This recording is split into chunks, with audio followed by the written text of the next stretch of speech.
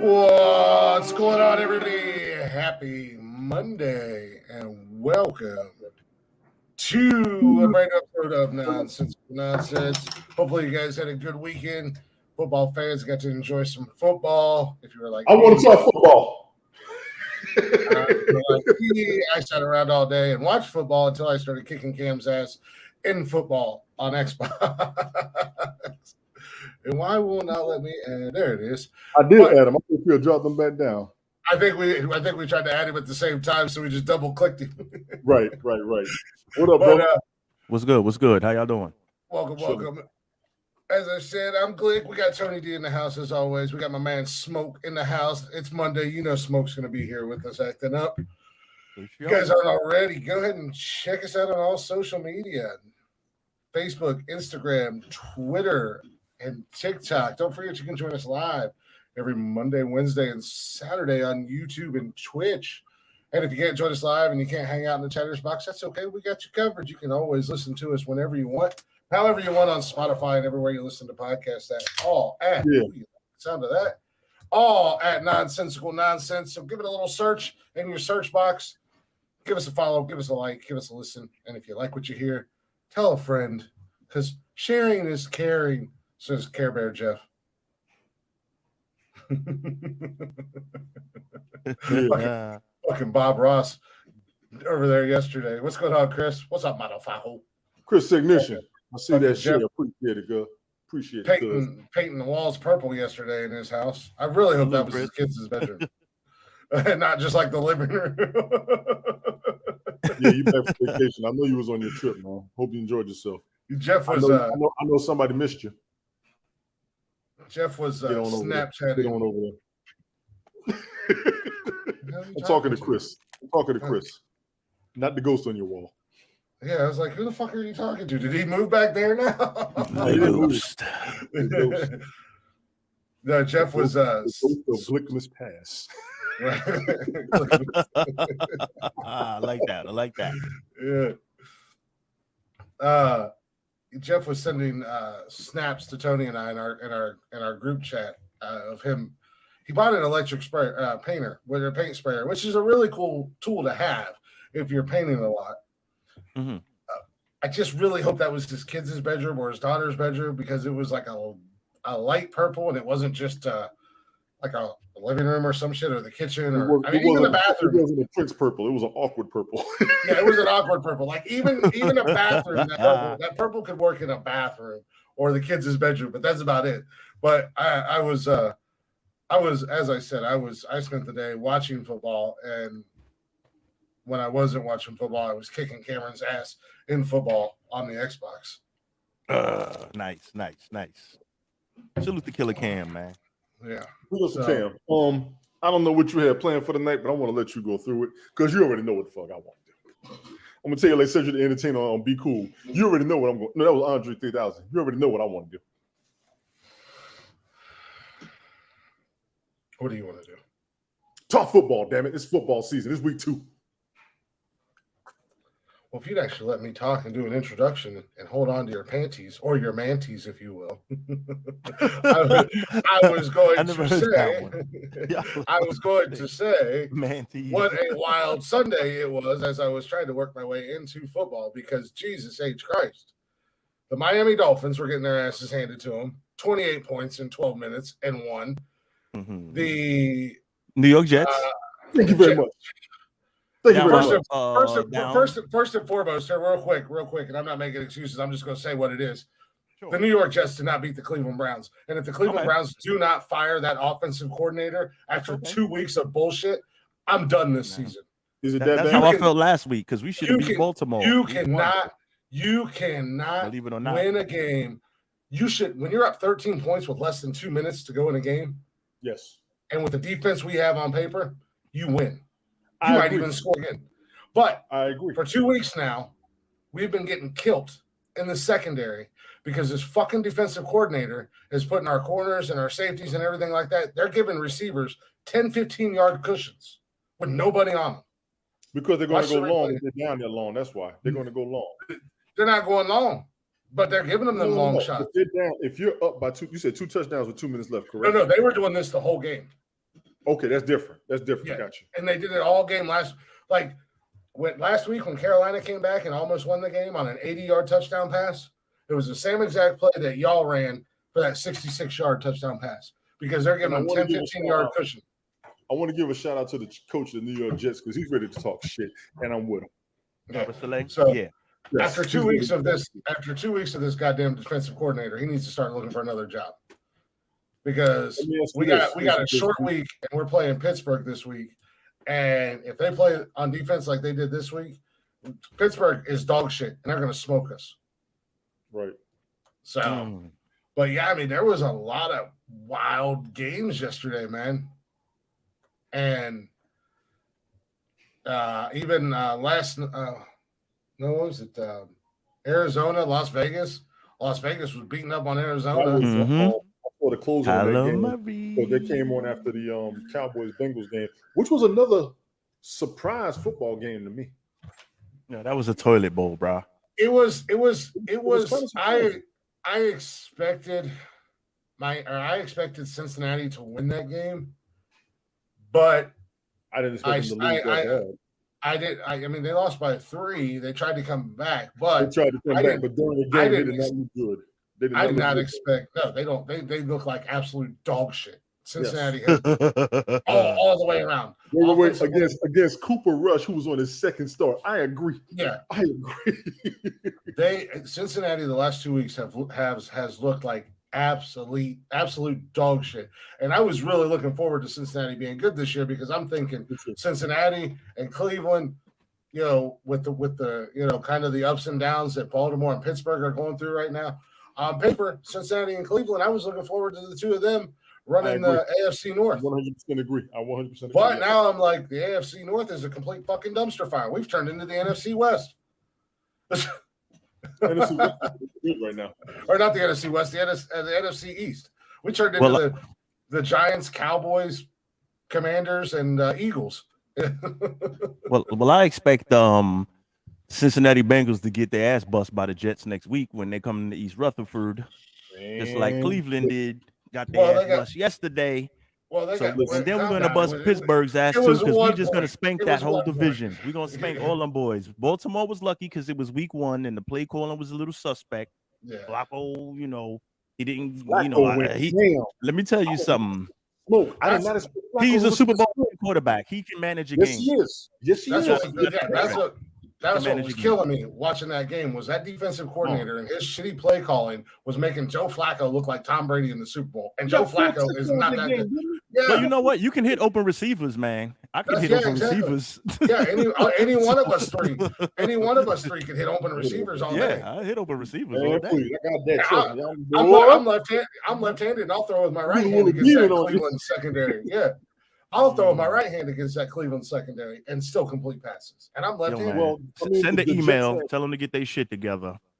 Right. The Jets got receivers and running backs. It's everything else we had to worry about. And I wasn't having any faith in the quarterback situation. But Flacco looking like he ain't lost a step. Yeah. Because our offense. Yes. I'm with you. For the most part. Decent. Yeah. For the most part, Cleveland's offense was having their way with your guys' defense. Which surprised me.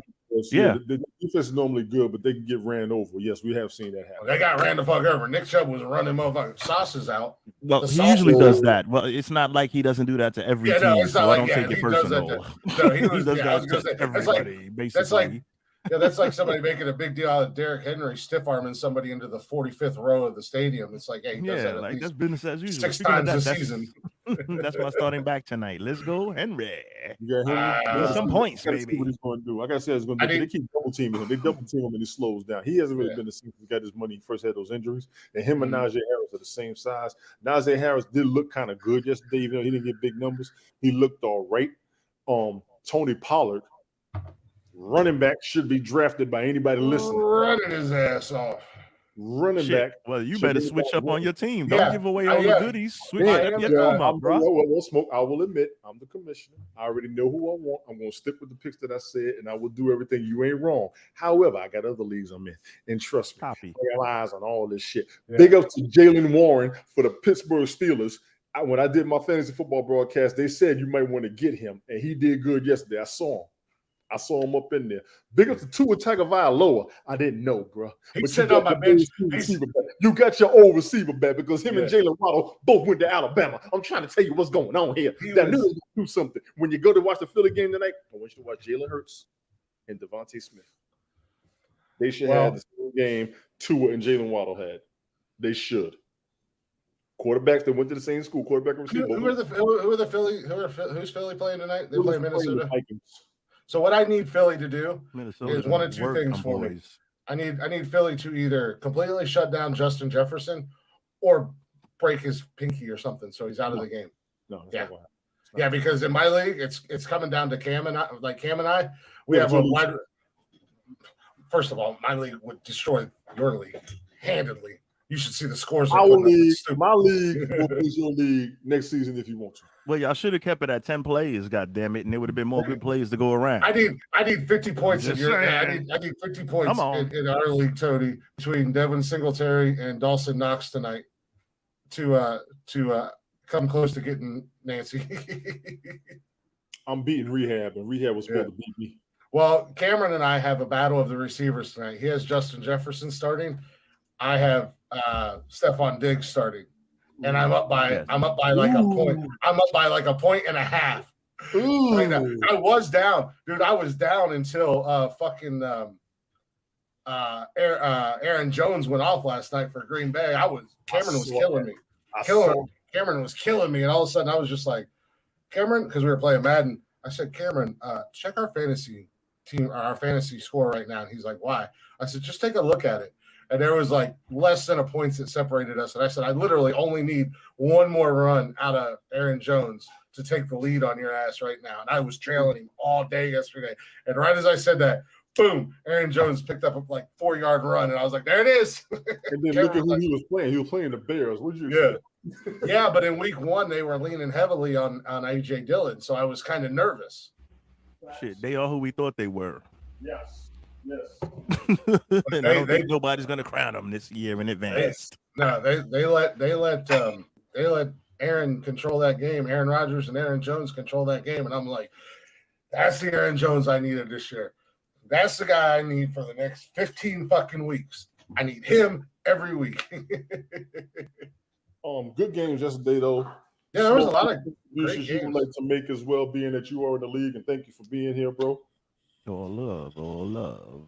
Put in a request for pick up somebody off waivers. I don't know how that works. I gotta do this. It's not gonna start till tomorrow. Yeah, I guess after this week's round is finished. Correct. I think you can go ahead and put your request in. The waivers. Yeah, put it in on Tuesday. They'll run the waiver. Yeah, because Tuesday, but they gotta wait after the game, and then it's also going to be the order of the request, order when the request is made for that specific player. Well, hopefully after Nancy kicks my ass this week, I'll have the first waiver run, and I'll beat me last week too. Yeah, and I'll get a couple players that I'm reaching for because I need a couple. In one league, I got to drop Trey Lance since he's out for the season. Took me out. I didn't even see what happened because I had the Pittsburgh game first, I think it was. Then I had the Atlanta game and the Cowboys game, and then I had the Bears and the Packers. Those are 4 games I had yesterday, so I missed a bunch of the others. Yeah, that Atlanta game was wild too. I thought for a second Atlanta was going to come back because the Rams were all over them, and then here come Atlanta. I was like, oh, wait a minute, this isn't the fourth quarter. Mariota's going to be good with them as a quarterback. I do. I think he's going to be all right.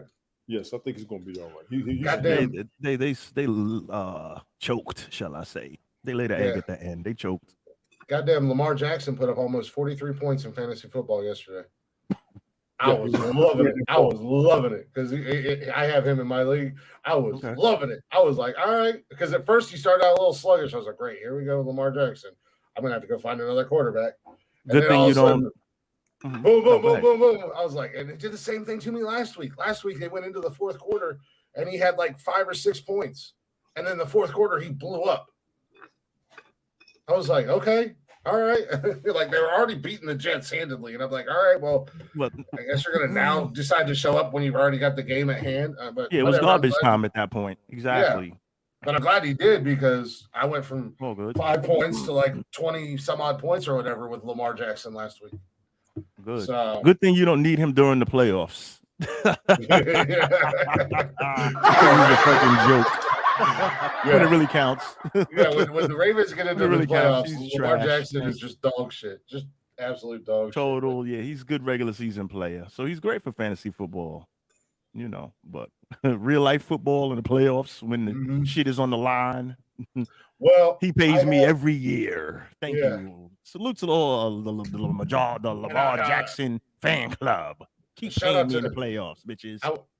I will say this. Shout out to Cleveland and Amari Cooper, because I think we've seen the Amari Cooper we're going to get moving forward yesterday against the Jets, and that boy was balling the fuck out. He's back to his He was balling the fuck out with fucking Jacoby Brissett. So when we get Deshaun Watson back with Amari Cooper, I'm like, that's the Amari Cooper, because I got excited when we traded for Amari. I told you Jacoby Brissett was going to be good, didn't I?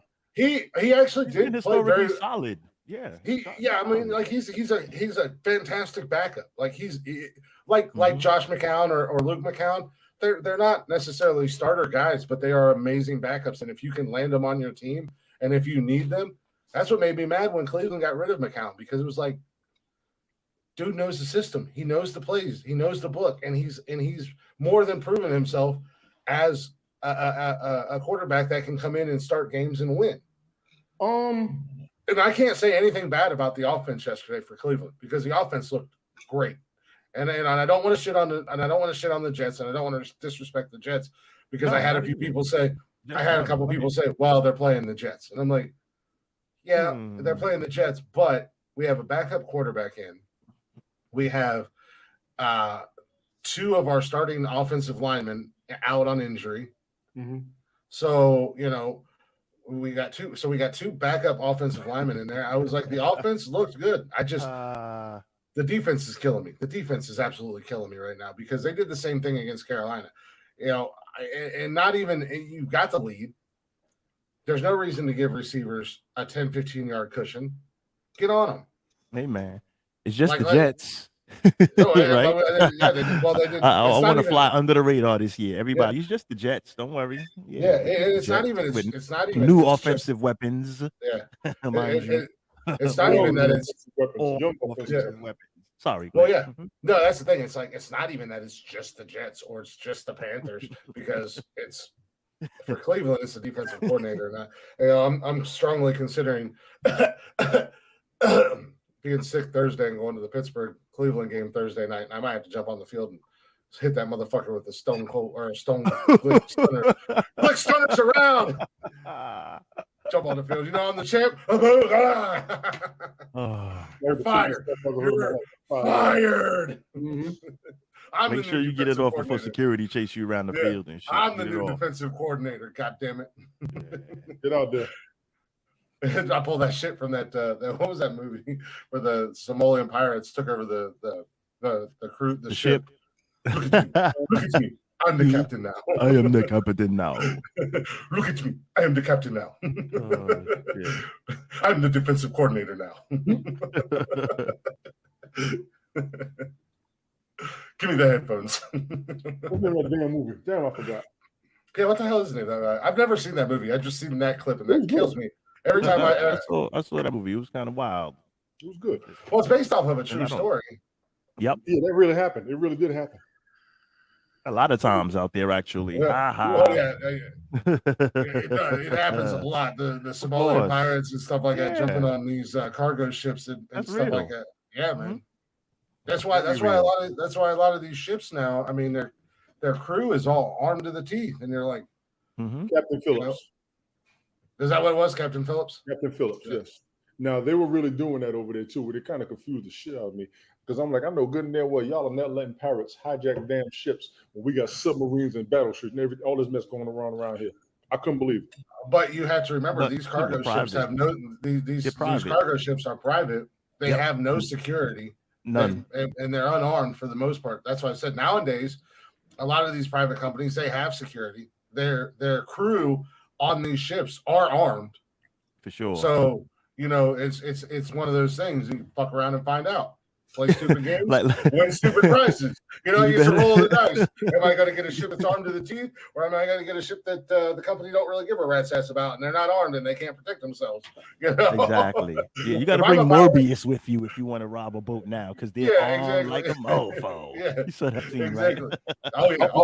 I didn't finish watching it. Bring him. Oh, okay. You know, Eddie Murphy came on that ship on Vampire in Brooklyn. I'm bringing Eddie Murphy. I almost watched Morbius again. What was it? Sunday? I watched that shit on a flight one time. I watched it on a plane. That was pretty cool. It was something to watch. It was cool. I didn't go in with any expectations, but that was a pretty good scene on the ship, though. That's all. That was a badass scene on the ship. No, yeah, and we talked about Morbius on here. Like, I went into it with no expectations. Me neither. And it was a pretty good watch. It wasn't the worst thing I've ever watched in my life, but it wasn't the best movie. And it's, I'd watch it again. I think I'd watch it again. I almost watched it the other night. It was cool. So, it wasn't the worst or the best. Right in the middle. Yeah, I seen it on Netflix. That's when I seen it. I was like, "Ooh, I think I'm going to watch Morbius." I think it was Saturday night. I almost watched it. Yeah, because I was getting ready to watch it. Then Cam started talking shit. You want to catch these hands on Madden? You want to catch these hands on Madden? Uh-oh.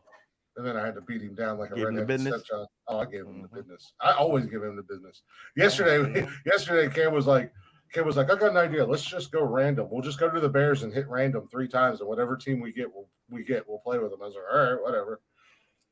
And then he would get like some shitty team. He was like, all right, let's do it one more time. Roll the dice again. No, I don't like that one. I don't like that one. Throw my hand back in. No spades. Throw my hand back in. Mm-hmm. Yeah, right. I was like, okay, whatever. He did beat me once. He did beat me once yesterday. I'll give him. I mean, he beat me because of a bullshit. I don't know if you guys have ever played Madden or if you know anything about the bullshit the Madden glitches and stuff like that. Oh, okay. I threw the ball. It was an incomplete pass. The ball literally fell out of my receiver's hands, hit the ground, and then Cameron picked it up, and they ruled it an interception. Oh, on the 1 yard line, and I think he might have ran it. I think he might have ran it back. I was just like, wow. I watched the ball hit the ground. Like, how the fuck is that? Like, your guy picked it up, and how is that an interception? I was so pissed off. I was like, fucking bullshit. So then I had to teach him a lesson. You got to let him win once in a while, because if you keep winning all the time, he's not going to play with you. I'm not saying Cam, but not specifically.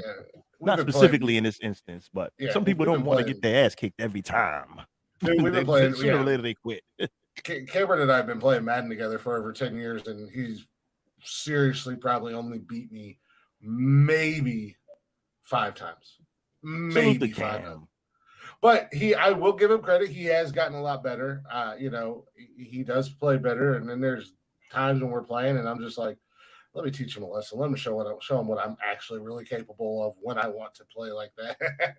And I'll beat him by 50 or more points. You know what? He's a tough cat, man. Yeah. Salute to him for taking the ass kicking for 10 years, man. You know what I mean? Cam's my boy. We mainly just get on there and talk shit. We like at this point we don't care who wins or loses. We just talk shit. We just bullshit while we're playing, But last week we were playing and it was a tight game, and he was up by 3 points, and he started talking shit, and I was like, all right, Cameron, time to learn a lesson. And then I went on to proceed to score 45 unanswered points on his ass. God damn. Oh, wow. Unanswered. And he was like, God damn, Glenn. Jesus. Oh, he fucked me up last night, just so you guys know. Oh, okay. Cool. We were talking, and I was like, Cameron, and he was like, yes, Christopher. And that was the most uncomfortable feeling in my entire life. Even Cameron was like, I really felt super uncomfortable saying that. And I was like, yeah, that was really awkward. That's crazy. Because he's always called me Glick. Very few people call me Christopher anyways. Very few people call me Chris. So let alone Christopher. There's even less that call me Christopher. And most of them are dead. So but then we play Call of Duty. Then we just get on Call of Duty and fuck shit up. That's our jam right there, is Call of Duty. Call of Duty? Oh, okay. Cool. Not really. I don't really play the games that much too often nowadays. Where's the can opener? I don't know. I never played Call of Duty. We got one game on ESPN. Where's the other game at? NBC, I think. ABC, Paz. ABC, I see it. So both of them be ABC. on. Yeah, wrestling's screwed tonight. Wrestling is screwed tonight. It usually is anyway. I'll either watch wrestling or I'll watch Excuse me. Wrestling. Salute. Mm-hmm. Thank you. I'll just keep track of the games on my phone. I probably won't watch them. I'm just watching my leagues now because I got 4 of them I'm running. Yeah, exactly. That's all I need to do is watch my leagues because I've got, like I said, I need at least 50 points from Devin Singletary and Dawson Knox from the Bills tonight. I don't think that's going to happen, but I mean, stranger things have happened. I mean, I didn't expect Aaron Jones to go off for 30 plus points yesterday, or Lamar Jackson to go off for 40 plus points, and and in our league, Tony, I can't catch a break with my fucking players. No, it's everybody. It's everybody. You got to go through what you're going through. That's why I just ride the wave out. Like I said, I know who I want. Yeah, trust the process, man. Yeah, and that's what I said. I knew going into it. I was like, I'm gonna have to battle uphill because not getting to draft my team.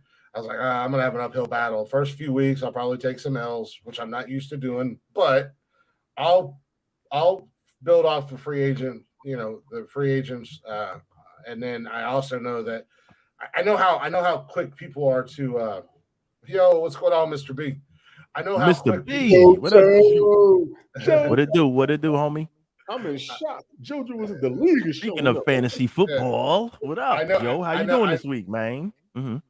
I know how quick people are to get scared when a player doesn't play up to what they should be playing, and how quick they are to dump them. Nancy, thank you for Dawson Knox. Remember, Dawson Knox just got a big fat contract. Buffalo is not going to use that man. They're going to get their money's worth out of him. He's worth every dime. I watched him on my I had him on my watch list, and it was him and Dalton Schultz. They came in the same year. Dalton Schultz just dog shit last night. They didn't really throw. Cooper Rush didn't really throw at him. I'm gonna give. I started Schultz last night in my league because I was like, all right, last time Cooper Rush came in, him and Dalton were on fire, and Dalton had a couple of touchdowns and had over 100 yards receiving. I was like, all right, maybe we're gonna get a repeat. Nope, Dalton got a whole big 1.8 points. Yay! I was like, fucker, 1 reception. I was like, you gotta be kidding me. But no, like I said, in my league, I had a couple guys come through pretty clutch for me. Oh shit! You can do your trades now. You can trade. You can submit a trade. The game goes. Okay, Mr. But B. you can, good luck, bro. you can grab people off the free agency, but they won't. The waivers don't process until Tuesday, I think. Here, let me double. Probably definitely till after the game. So next day probably. I'm just guessing. They'll process on Wednesday. Okay. So you can put in all your free agency shit, whatever you want, and then it'll process Wednesday, and then it goes off of waiver order. So whatever the waiver order is. You're right. You know who kicked ass too? I forgot to mention this. Jared Goff's ass yesterday. Where's he playing at now? Detroit. Oh yeah. He's in Detroit. That's right. Yeah, Detroit went big numbers. He got big numbers yesterday. He had big numbers yesterday. I didn't mean to cut you off, but I meant to jump that in there. I take it back, Mr. B. I take it back. I don't wish you good luck tonight. You're playing me. I hope you lay an egg. What do you guys? I wish you good luck next week. Damn it, not now. I don't know who's who. You know what's crazy? I look at the names. I don't know who's like. I know a couple of y'all, obviously. But like half of the people, I don't know who's who. So now I know that's you. Well, Smoke. You're gonna need Derrick Henry to really go off today. Yeah, no, I'm shot. Yeah, I'm not really. Yeah. I'm in the I'm in the process, bro. I probably won't get a win until maybe week 4. You and I are. I'm good. I ain't worried about it. Yeah, you and I are in the process, but you got a good squad though. That's the thing. I'm hanging around, and after I make a couple of little adjustments by week 4, I'll be up and running. I'm slowly because I had to do the auto too, but then I realized you could turn it off.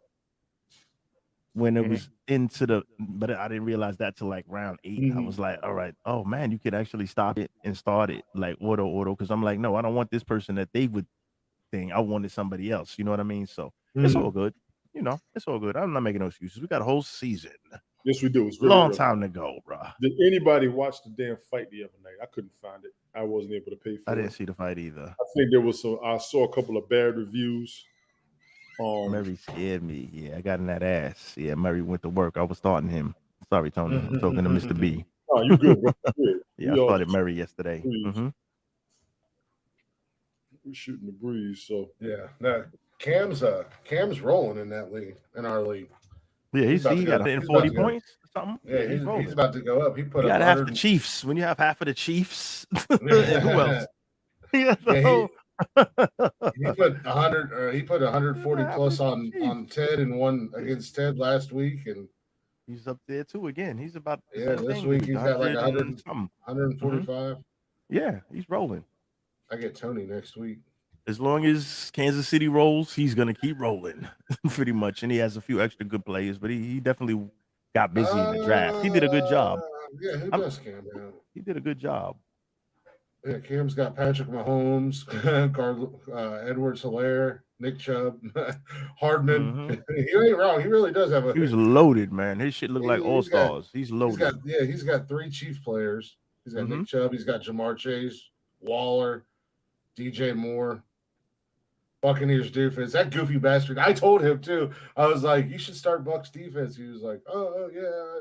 I said, "Don't fuck around with fucking Panthers." And the Bucs defense put up 26 goddamn points yesterday. And Mike Evans beat the hell out of Lattimore. You streamed this. The fight wasn't it? I heard and saw that, but I saw a couple of highlights where Canelo would hit Triple G, and Triple G was like, "You ain't hurt me." Yeah, well, and that was the thing. That's what I told you. Who won the fight? Talking about, Canelo. Again? Yeah, Canelo. Yeah, we were talking about it Saturday on the show, and I said that just the fact that they're fighting for a third time just shows where boxing is as a community. But they have nothing. Those two should be the top paid boxers right now. They're the 2 biggest names in boxing right now. Yes. And as far as yesterday, far as I know of. Because there's, you got I don't really watch. You got what's his name, Tyson Fury and all that. Yeah, I was gonna say Tyson Fury. But I mean, how many more times is Tyson Fury gonna fight? What's his name? Wilder. Yeah, Wilder. How many more times are they gonna fucking fight? To this day, we gonna keep fighting. To this day, we gonna keep fighting. Damn it. Tyson Fury keeps popping up on WWE. I'm waiting for him to become a goddamn wrestler. He went in there, and I don't know who's going to beat him if he does go in. He got to fight Braun because he's a big guy. He got to fight Braun. He is a big guy, but then he was standing next to. You know what surprised me? I know Roman Reigns is a big guy, and I know Drew McIntyre is a big guy, and he was at that Clash. Yeah, I forgot about Drew. Yeah, but Drew, he's had his time. He could still hold it down, but he's had his time. Yeah, I was watching that Clash at the Castle or whatever that last thing that they did a couple weeks back. And Tyson Fury was there. He knocked the hell out of Austin Theory, which had me dying. That's Austin Theory's a small dude. He's a good wrestler, though. Austin Theory's a good wrestler. I like Austin Theory. You mean John Cena 2.0? Okay. Well, he was going to come out and cash in his money in the bank during the Drew McIntyre Roman Reigns match. And Tyson Fury was sitting ringside, and Austin Theory came running out with his briefcase and went to hand it to the timekeeper, and Tyson Fury was just like, boop, reached over the barricade and knocked his ass the fuck out. I was like, what the hell? About that too. Oh, I got to look at that highlight. So, but Tyson Fury got in the ring, and kind of congratulated Roman Reigns a little bit, kind of stared him down, and I was like, "Damn, Roman Reigns is a lot bigger than I thought he was." Because he's about what, 6'4"? Yeah, something like that. 6'5" on paper, so that means about 6'5". Drew McIntyre's about what, 6'6"? Yeah, I think he's like 6'8", 6. Because I think he's a little bit taller than Roman Reigns, and Tyson Fury is taller than both of them. He's about Braun Strowman, because Braun, I think, 6'8". Tyson Fury is not much bigger because then afterwards, him and Drew McIntyre were in the ring together and shook hands, and then they were singing songs and shit. They're trying to bring Tyson. It was really weird, but they were standing like face to face, and I was like, "Fuck."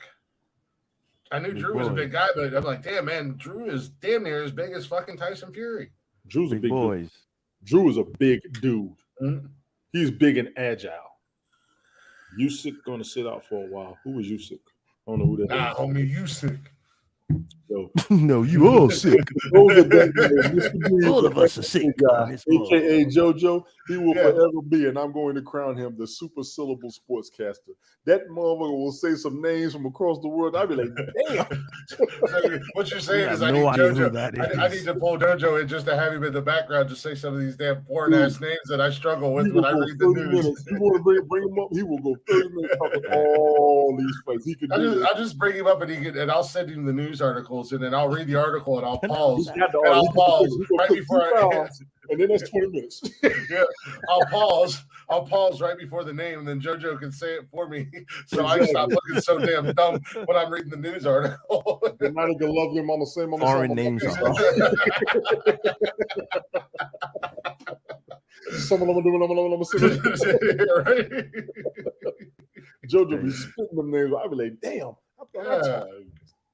That's my dude, though. Everybody check him out. He always goes on with Cope's Corner. They go in on combat sports. I've been in a few of I haven't been on, but I don't think I've ever been on live with JoJo. But I know I've watched quite a few of his streams. Yeah, he was on with Ted. I think he was on with me, you, and Ted one night. Maybe, maybe.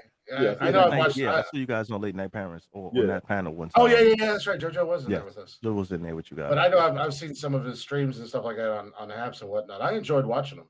You know. I actually caught him. Usyk is the heavyweight champ. He's the champ at heavyweight. Yeah, we got Joe. He would always show a lot of the old UFC fights. Yeah, and I thanked him. It was either him or TJ. They showed UFC 1 and 2. Those were the two that I watched when they first came out. I had a cousin; he was watching them, and those are the fights that I remember that missed. Because there weren't no real rules. It was just about beating somebody. It wasn't. They didn't. It was raw, a little more raw. Yeah, when UFC first came out, they didn't have weight classes or anything. They just fought. And I respect it. It wasn't about killing each other, but you had to fight each other. You had to fight. You had to kill. Right now, it was about submission, tap outs. I understand the safety protocols, but I miss the fights. Mm-hmm. And maybe that's the old school. I see somebody catch an elbow right on the back of the head and go to sleep. I want to see a fight. I don't want to see the cheap shots. I don't want to see you triple and blind nobody. I want to see a fight. You know what I'm saying? Old school fight. Two people that really want to fight. Look at Canelo and Triple G. Say it, took the gloves off. We're waiting, and we're back. You're frozen. We're not back. Look at that face. Smoke. Look at that face. Look at that face. Holy shit.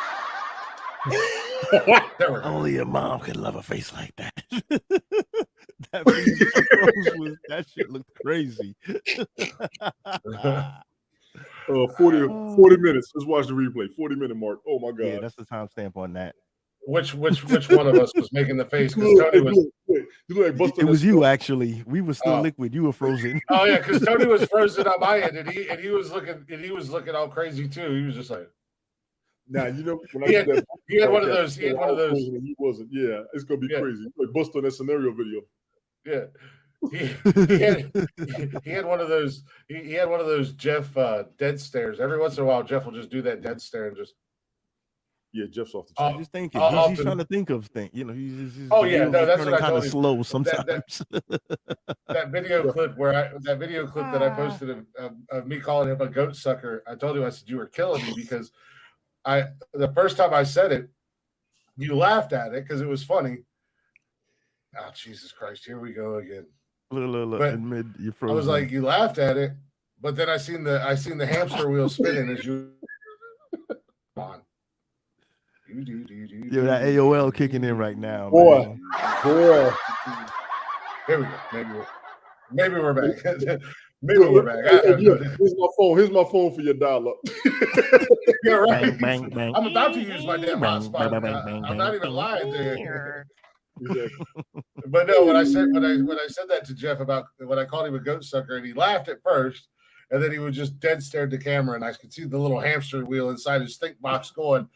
And then he started laughing again, and then he stopped, and I seen it going again, and I was just like, that makes me laugh more than anything else. He was challenged at that moment, mentally challenged. He was trying to figure out and process it. The processor froze on him. His processor froze temporarily. He was like, How do I respond to that? It was like, it was funny the first time. Okay, yeah. But am I really a ghost sucker?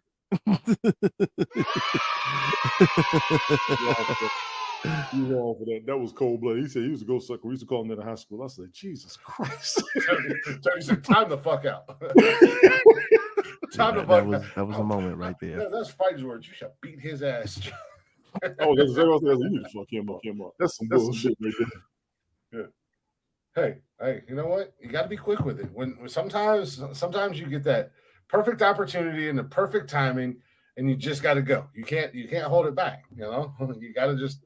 You just got to. Respectful motherfuckers. let her rip, tater chip. What a French war. Yes. Oh my God. It's not disrespectful. As yeah, Jeff said. See, what else is going on? I think I did talk about that new Jurassic Park. I did watch it. Yeah, you guys were talking about that Saturday. Yeah, we did. We talked about this Saturday. So I will be caught up on all the movies from this year once I watch. Actually, no, I got to watch Morbius and I got to watch Dune. Then we got to get ready for Black Adam. Black Adam's about to come out. Whoa. Did you say you have to watch Doom? Yeah, no, Dune, D-U-N-E. I haven't seen it yet. Okay. I thought you said Doom. I'm like, God damn, that's like 20 years old. Yeah. I saw it. That was pretty good. That was a dope ass movie. I love that movie. And when they got into the almost the end of the movie and they did the first person shooter. I love that shit. That was my favorite part. I was like, this is for the game. That's right, you fuck. Yeah. Well, Doom was a badass game. But you know that when they did that, I was like, this is awesome. Like the movie was good, but from that moment on, I was like, this is a badass movie. This is an awesome fucking movie. Ooh, that's a topic we need to cover one day. Yeah, you know what? I'm really surprised. That should have sequels. I'm really surprised there wasn't a sequel to that either. Because that was a cave. That came out about 05. Yes. That was that movie when they went hiking and then they ended up they seen them little underground monster half human thingies and at the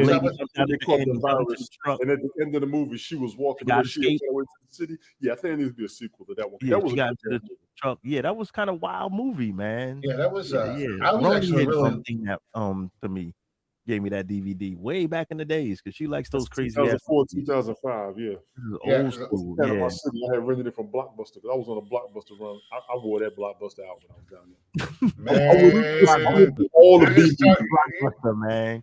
Talk about a Saturday night in the 90s. Who did not love them some Blockbuster? Oh man, you go to Blockbuster, man.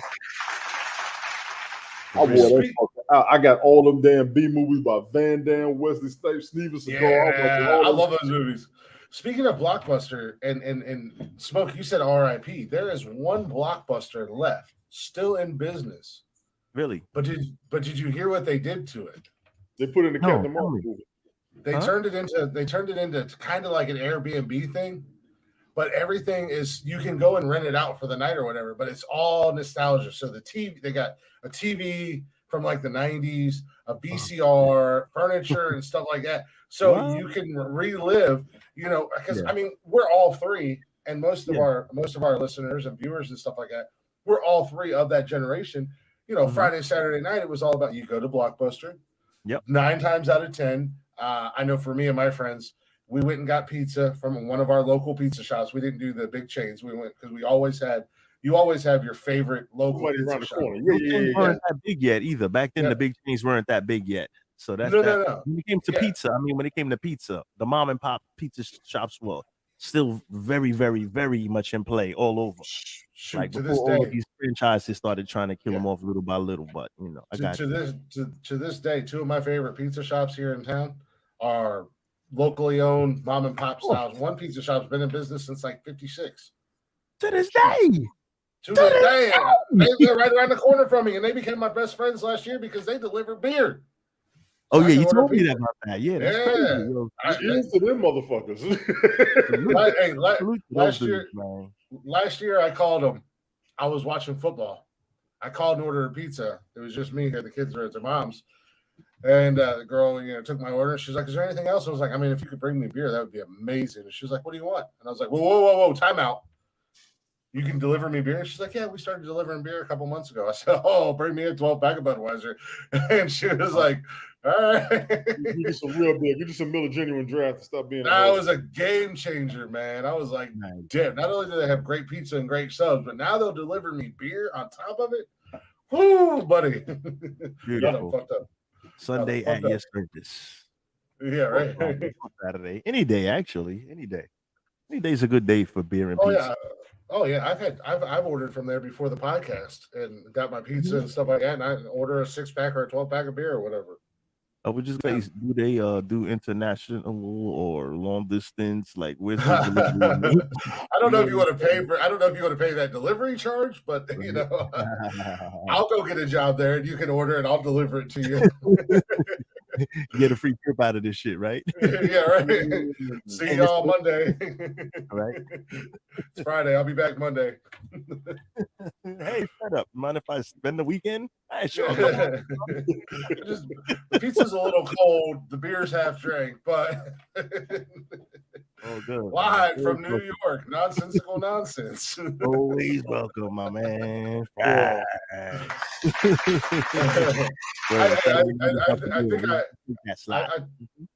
was telling you, I do want to try to plan a trip over there. I just got to look at my schedule, look at your schedule, and I'd love to come up there and spend a couple days and kick it with you. I think it'd be a blast. Always welcome, my man. I like New York. I like to visit New York. I don't think I could ever. Well, I mean, unless I went up to like the rural parts of New York, I could probably live there. But I don't know if I could live in the city. I don't know, man. No, I'm not in the city. No, I'm about I'm a little train ride outside of the city. So I'm kind of I'm in the suburbs actually, but not too far. You jump on the Long Island Railroad, get in the city in about like less than 30 minutes by train, about 28 minutes. We're in Penn Station. Yeah. Well, that's not too bad. Yeah, not bad. No, I've been to New York City. Mm-hmm. Yeah, I've been to New York City. I had an absolute ball. I actually had a lot of fun there. It's just you know me now. It'll be much more fun. Yeah, no, exactly. But when I was there, I was like, man, I don't think I could do more than I think I was there for 3 or 4 days when I went. Mm-hmm. But I was like, I don't think I could do much more than that. And, had fun, had a ball, had an absolute blast up there. And I've wanted to go back ever since. Just haven't had the chance or the opportunity yet. But man, alive, it's a fun city. I'll give them that. Plenty to do. Summertime, man. Especially some people like winter. I like the summer, man. Do you think I'm coming up there in the wintertime? I don't even like the winter in Ohio. Your guys' winter is worse than ours. I'm fucking. A lot of stuff to see. We have a lot of winter attractions in Manhattan. Like believe it or not, hey, a lot of winter attractions. People love in the winter, bro. Snow, I'm a guy. Snow and Christmas lights and ice skating rinks look the same in Ohio as they do in New York. I guess so, man. I'm not an ice skater myself, man. I'm not an ice skater either. To bust my ass in front of everybody either. So I'm good on that. I'll go to the Columbus Zoo and hang out with Jack Hanna if I want to go see Christmas lights and Christmas tree. Facts, man. Talk shit to the animals, bro. Yeah, talk shit to the animals. Lucky you guys. Rockefeller Center. I really do want to take the boys to Rockefeller Center for Christmas. I think that would be that's definitely on my bucket list of places I'd like to see. I would go there in the winter to see Rockefeller Center or Central Park and stuff like that. We'll see Macy's for Christmas. Oh my god! Oh yeah, there are some things, but it's like look, 2 days I'm in and I'm out. Yeah. I was gonna say that's a good weekend. That's a good weekend on a winter schedule. Winter. A good weekend, like a quick weekend, Friday, Saturday. Say bang, bang, bang. Here you go, in and out. And I got to get over my fear of flying, so I could fly from Ohio to New York and not drive because I ain't trying to drive. Flyby. I ain't trying to drive that in the wintertime. No, flyby. We call that a flyby. That's why I corrected it. Not drive by, flyby, man. In the winter, fly in, fly out. 2.5 days in and out. Boom. Yeah, exactly. Pack it in. You know what I mean? Get it in. Yeah, get it in. Mm-hmm. In and out of my system. Seen it, been there, done that. I'm good.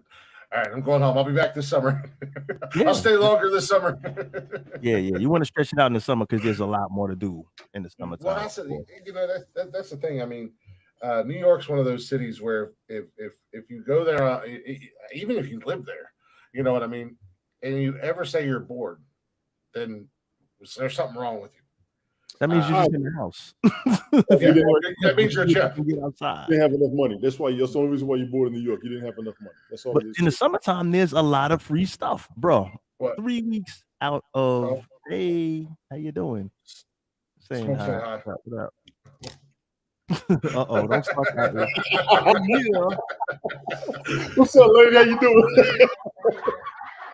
She came in here those couple times you weren't here. She just popped in the room. She's like, "Where's Tony?" I was like, "She's not here." She was like, "Deuces." Hey, that's my homie. She's still in her daggone scrubs. She went to work. She went to school. I didn't take my ID off yet. She's just hanging around the house in her scrubs. The work ID. She's in the nursing program at the trade school. The vocational school, right? I would think it was exactly. Did you get out this late? No, she gets out at normal time. She just hasn't taken her scrubs off yet. She doesn't take it off. Oh, okay, yeah. Stick with that vocational school. Hey, do me a favor. Do you have a television communication and production class there? Ask her that. Do you guys have television communication and production and broadcasting? Do you guys have a broadcasting class? That's not what I said. This motherfucker. It's the same thing. That's not what I said. It's the fucking is. I've already. It's not live. It's not broadcasting. It's television communication and production. Trust me, I took the class. Ask her. Television communication and production. Broadcasting and communications. I'm not sure, but I know we have a digital design. Digital design. Digital design is a little different. Well, the thing is, I only know my lab and all my friends' labs. Got you. I don't know. I would love to see if they ever had that class. I would tell them take it. I had a ball. I had an absolute ball. Well, they do. It's communications and broadcasting. I know what you're talking about. Well, if they got that, that's pretty much going to be the same thing. Yes. I think they offer an adult program because I've looked into it because I wanted to go. I want to do it just because obviously this right here, what we're doing is my ultimate. Yes. Is my goal. My dream is to make this as successful. I basically want to get to the point where I do this like 5 days a week and I don't have to work. Facts. And I'm making money. That would be great. Oh, if it was possible and it drew enough money, I'd be with you. Or damn near a part time every day, and you still getting a nice little coin on it. You know what I mean? You get a little coin on it. Absolutely. Yeah, absolutely. Because when I took it, we had a studio. We actually had a class for like 2 weeks, and then there was a studio, and there was also a room. You know, the room where the director, the producer, and everybody would be at. Mm-hmm. We had another room where we did the editing, and that was half the school year. After the first 2 weeks, and we were going to class, the teacher, he didn't even have to check on us, and he always told us he was impressed by how energetic we were because we literally came in and we just went at it because we had that much fun setting up the cameras, setting up the light. Behind the scenes doing all that, people over there doing it, and the whole it was like 20 of us, and we all was doing something and we always switch roles doing it. That's why I was having so much fun with this. This is a dream come true for me. Yeah, no. When I was working at OSU, one of my buildings had their broadcasting and communications department was up there, and I was in there one day fixing some stuff, and then I started playing. I was just being the guy that was in there, and I was joking around, like talking into the mic and. The freaking instructor came in there and he was like, "You're pretty good at that." And I was like, "Yeah." And he was like, "You should think about taking classes." I was like, "Yeah." If OSU wasn't $300,000 a semester, then they're not that bad, but they are super expensive. OSU is a very. It's a state school. I don't want to hear that shit. Yeah. It is the Ohio State University, sir. Sir, get it correct.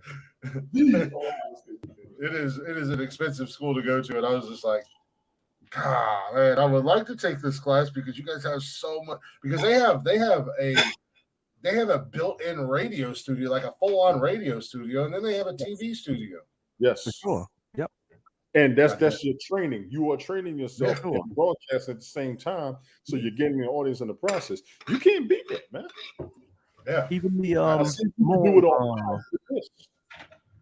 even the small in New York is pretty big. That's pretty big out here as well, because even the small schools up and down on Long Island, even they all have radio stations and they all have radio studios and everything, and they all have interns and the top people. Yes. And then during certain hours, of course, they'll have the top students get access to the students get access to everything, and then they allocate time slots for professionals later on down the line, like Ted Hicks, for example, Late Night Parents. You can listen to that on AM radio. You know what I mean? Oh, for real? He's on the radio? It was the AM, yeah. It was before the thing started, because then before the health crisis, he was in studio every Sunday night. Scamdemic. Dun, He dun, was in studio every night. dun. That's when I first started. I was like, you know what? Because after everything goes back to normal, you'll probably be back in studio. That's why when I first began, I was starting my show at 8 p.m. Yeah, because sure. Ted had his in studio show, which was live on the radio and other platforms as well. At 7 to 7:30. So I said, let the smoke clear for a half hour, and then I jump in the game. So I was 8 o'clock, but not on AM radio, of course. But like I wasn't gonna like yeah, you don't want to jump on anybody's broadcast, but Wow. I think it would be understood if y'all had the same time slot, y'all trying to do the same thing. So it was all good. I was like 8 o'clock is cool, but then when things changed and all the other stuff, I was like, okay. And then he's like, listen, 7 is cool because I could outsource it and repurpose the recordings and do other things with the streams. That's technical-ish. Yeah, exactly. Technical-ish. My bad, guy. But hey, that's a part of the like what we're talking about with the school. Because once everything gets finalized on my end, I'm going to try to improve what I have to broadcast with. And absolutely. That's that was I strongly encourage. Like, I don't have the nicest setup yet. I want to get a mixing board. I want to do a couple other things, but I upgraded from my phone to a laptop with a professional, quote unquote, professional microphone. I mean, I use my Xbox headphones, but I mean, no matter. Sounds good. The Xbox headphones are amazing because they're noise canceling. And as I said Saturday night, when I'm playing Call of Duty, I can hear some bitch fart from across the map. Beautiful. So who the manufacturer is of this? Who manufactures that? It is I cannot remember. Xbox product more than likely is no, high it's quality. not an Xbox product. It is compatible with it. Yeah, it's compatible. Turtle Beach. They're Turtle Beach. So it's a huge Turtle Beach, man. Turtle Beach is like one of the top companies in the video game world as far as headphones and stuff. They're not, I don't think they're the top, but they're one of the big names. They're one of the top dogs. So, and I love my Turtle Beach headset. Like, that's all I've ever owned. Probably, in all honesty, probably the best headset I ever bought. I got off Amazon for like $10, and I don't know who manufactured it, but that thing was awesome. Made in China. It might have been, but that thing was that day. They smoked all made in Taiwan. Probably more than likely made in Taiwan and not China. You know what happened? They mixed up one of the boxes of the components. They because a lot of these things, even the higher end manufacturers, are still manufactured in the same places. So they'll like assemble, say, a batch for a high end company of X amount of units, then a batch for a low end company, X amount in assembly. So maybe some of the good parts got mixed up by mistake. Wait a minute, you put that the $10 set? Don't worry, fly. Somebody did some online shopping because I made a move to clear some stuff out. And Smoke, I meant to get with you about that too. I told Ted, I'm going to reciprocate what was done for me this year. And when the doors open, hitting you up. But when I get everything cleared out, I want to try to set up one of the rooms if I don't leave it downstairs.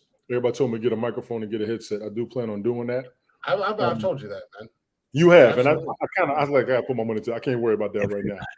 No, get your finances. Get your finances, because, like, dude, I already had my headset. I got my laptop and my mic. Okay, we're just gonna laptop, mic, desk, and lights. I may have spent maybe, and this is a big maybe, $200. I don't even think I spent $200 on everything. Yeah. Just piece it together slowly but surely, man. Yeah, a little bit here and there, man. You know what I mean? My biggest thing is coming up with the content. I can improvise whatever. I just gotta make sure what I do is right. Me and Smoke talked about that. I do appreciate the Smoke. I ain't gonna lie. Content's easy, man. Yeah, that's the easy part, man. You are the content, bro.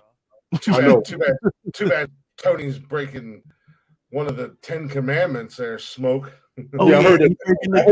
I heard that today too on Smoke TV. I replayed the Commandments, man. I was watching it today. Yo, man, put the avatar up, bro. My man said, eating live on camera, and I was like, Tony, goddamn D. That whole broadcast, he wanted to look so, it's funny. Word. Then you play the broadcast, the Commandments. Thou not. I was on camera. Strong violation. Rolling. Bro. I was listening to it. It popped up just before I got off work, so I threw it on my phone and threw my phone in my back pocket. I had my earbud in. I'm listening to it, and as soon as you said "eating on camera," I said, "Goddamn Tony D!" And sure enough, it wasn't even 5 minutes later, and Smoke was like, "Tony D, always breaking that rule."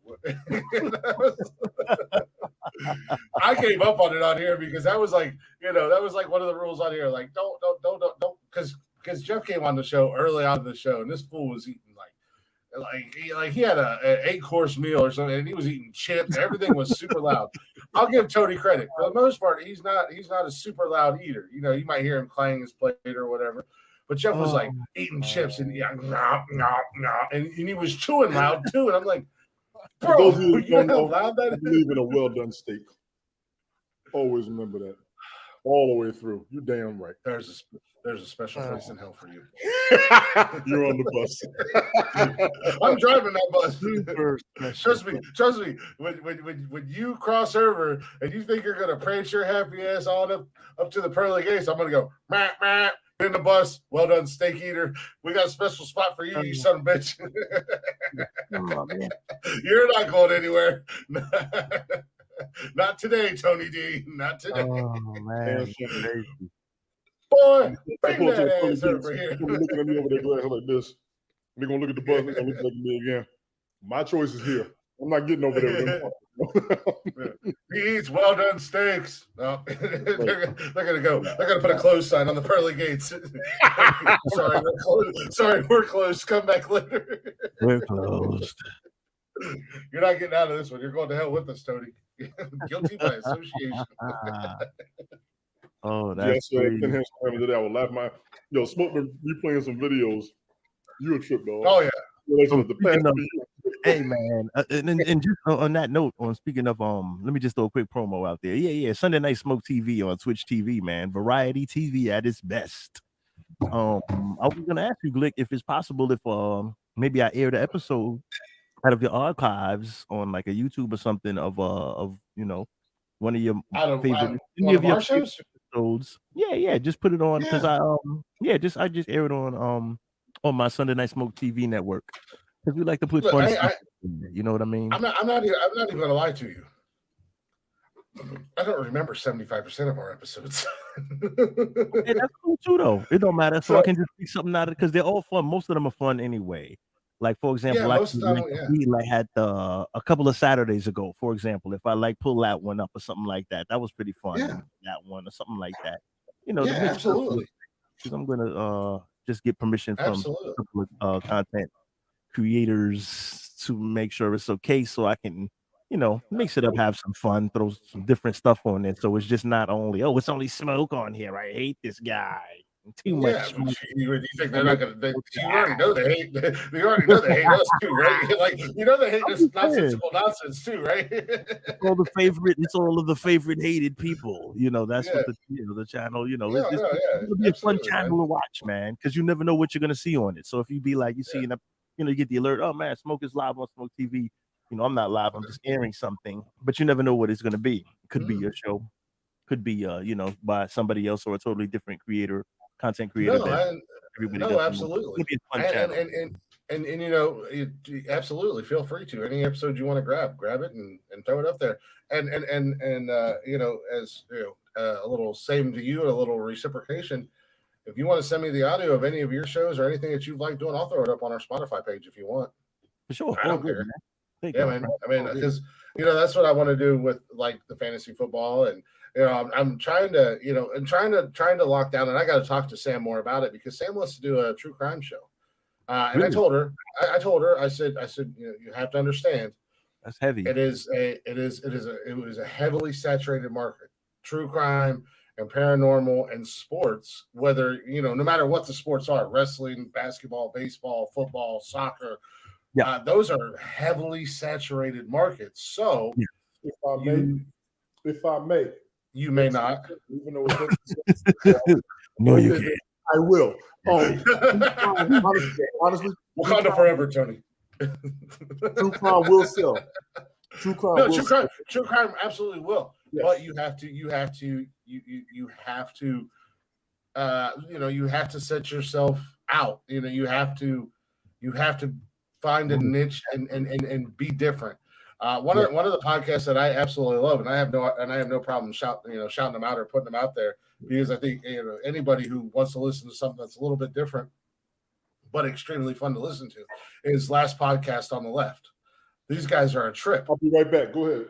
It's three guys, but they do true crime, they do paranormal, they do aliens, they do cryptids, they do creepypasta, then they do side stories, which is just kind of breaking down silly ass news stories from the week. Copy. So, and then they've got a political show. I mean, this is like they're a whole fucking network, but their main show is Last Podcast on the Left, and they're a fucking trip. I mean, they tackle a serious subject like cults or serial killers or whatever, but they're funny as fuck. I'll listen every time I listen to an episode. I laugh my ass off. They kill me, and then I also listen to. And it's hosted by Dan Cummins, who's on, speaking of little shout outs and promos, the IRN Network, which will be joining soon, Internet Radio Network Broadcasting.com, or you can download the IRN app and listen to all those guys on there. But him and his wife host a podcast called Scared to Death. Now, he's got his own podcast and the different things that he does. But him and his wife host a podcast called Scared to Death, and it's all scary stories. But they're just kind of reading scary stories, and then they get like their listeners send in stuff, and they do like a listener segment that she reads the stories, event or things that's happened to their listeners. But they got a little bit of an element of comedy, and Dan's he's a stand-up comedian by career, by trade or whatever. So when they do that, he's always trying to scare his wife or do crazy things to scare his wife. And they're a fun couple, and they're fun to listen to. Those are two of my favorite podcasts that I listen to on the regular. Last Podcast on the Left and Scared to Death podcast. But they're like I said, they're in a heavily saturated market, but they're unique and they're different. and there's not many that do it like they do, so I would, anybody who's listening to this, if you hear this, check out Last Podcast on the Left and check out Scared to Death. They're both on Spotify. Hey man, salute to them two pods, man. But listen, like just alluding to what you were speaking on earlier, like you have features, like how you have your features with like the urban legends, things like that. Would it be possible that you could actually try some of the true crimes, like say on a like Monday is like a humble and your Saturday is humble, and then you have a set Wednesday? Could that work? Yeah, actually, with the deep dives. See, now you're pulling the curtain back there, Smoke. Damn, my bad. No, you're fine. No, and that's kind of what I use on Wednesdays. On Wednesdays with the quote unquote deep dives that I call it, or whatever, is I can pick a subject. I've already done. I did like the dark side of Disney was the first one I ever did, and then I did the abandoned amusement parks. Like I specifically picked abandoned amusement parks with a history, with like a dark history or a bad history, with murder or accidents or death or ghost or whatever. And then we kind of took a little bit of a break, and I was like, you know what, I want to bring it back because I had fun doing the deep dives. It's a lot of work on top of everything else that I'm already doing for the podcast. It's a lot more work, but I really enjoy doing it. And I'm not going full on headfirst into an entire episode. I'm just doing a quick bullet points, kind of like I've done with we did the urban legends.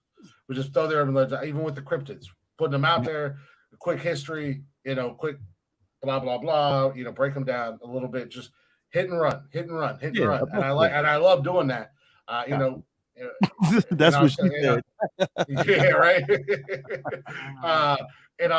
Next month we're gonna get into the paranormal and some ghost stories and stuff like that on the deep dives, and then after that, I was already thinking about doing a couple deep dives on serial killers.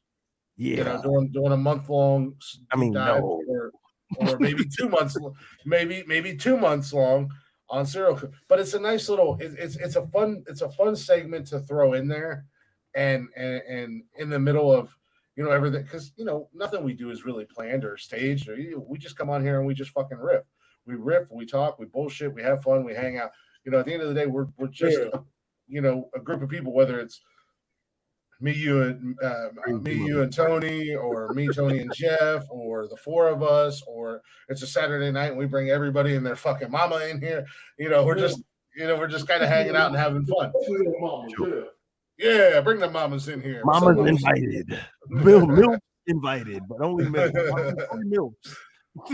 Nonsensical nonsense. The MILF show. And the opinions of Smoke are, of course, only his.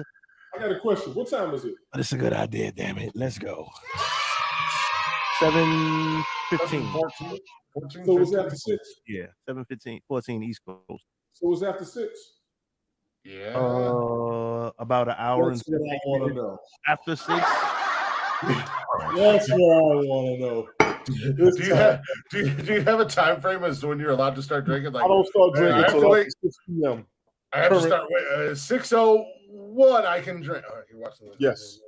All right, let's go. Yes. After I finish my glass of water, you fucking alcoholics, learn how to control yourselves. Bottles and James did not appreciate your support if you don't control yourself. I am perfectly Remember in the control. Bottles and James back then?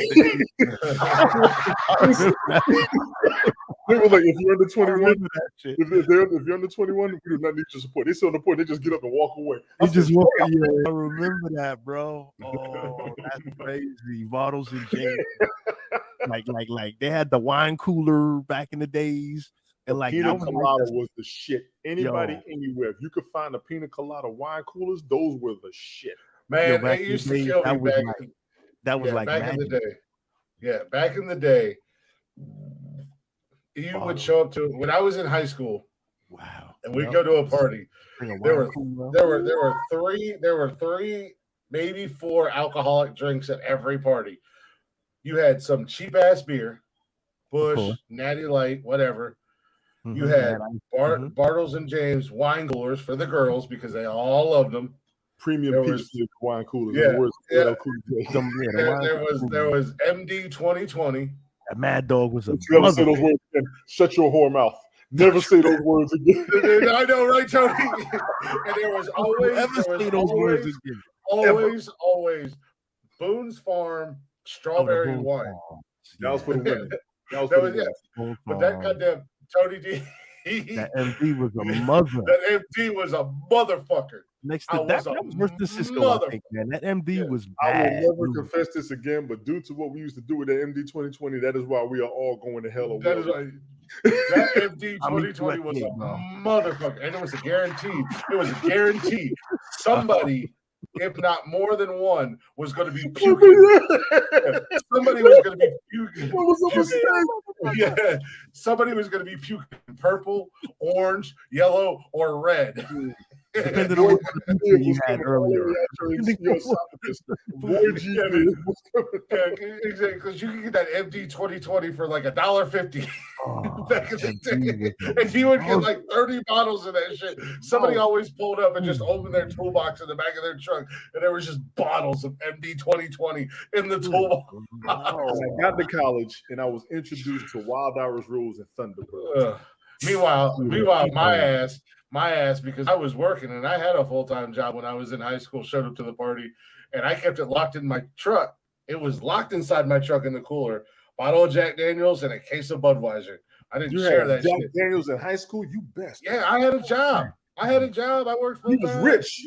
I was rich in high school. Damn, Jack. By high school standards, what? Can we have snow? Yeah. Can we have snow? Snow Informer. Diggity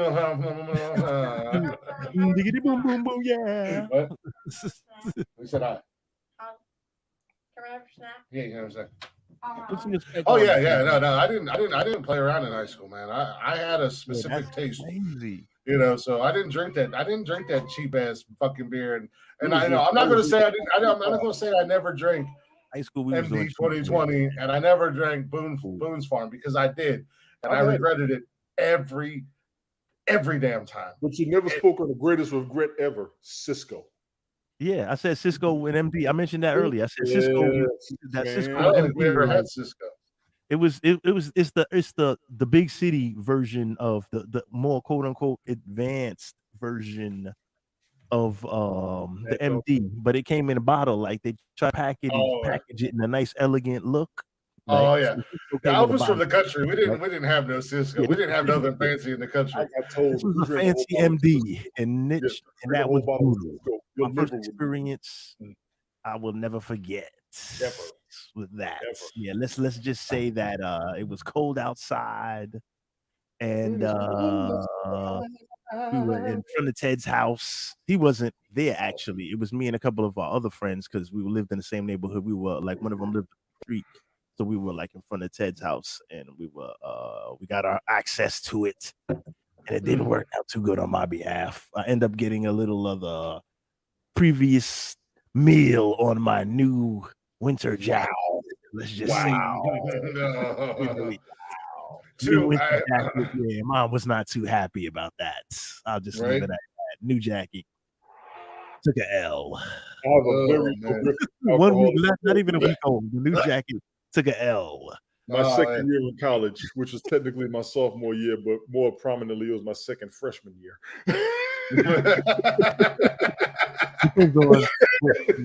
Depends on how many. My second freshman year, I didn't have enough to be a sophomore. So freshman year 2.0. Yeah, it was like, man, me and my homeboy, freshman season. We had some Mad Dog 2020 at Cisco in a hotel room. Oh. And I thought I was the shit and found out how wrong I was. Yeah, everybody who had that Mad Dog 2020 thought they were the shit. And even me, I was a drinker back in high school. Like I was just as much of a drinker as I am now. And I'll tell you what, I tangled with Mad Dog 2020 more times than I want to admit. I never learned my lesson. That was the thing. We never learned our lesson. None of us. We would still go back to it. We would still fight it again. I learned the hard way. We need to work on that symbol, Smoke. We need that. We need old boy from Good Times with a 2020 under his neck, underneath his face. You know what? I have one thing to say about our drinking habits back in the day when we were younger. Here it comes. Go ahead. I was thinking. Hell no! Come on, wait to the no. Come on! Hell to the no, to the no. Come on! Hell no, to the no, to the no, to the no, to the no. Hell to the no.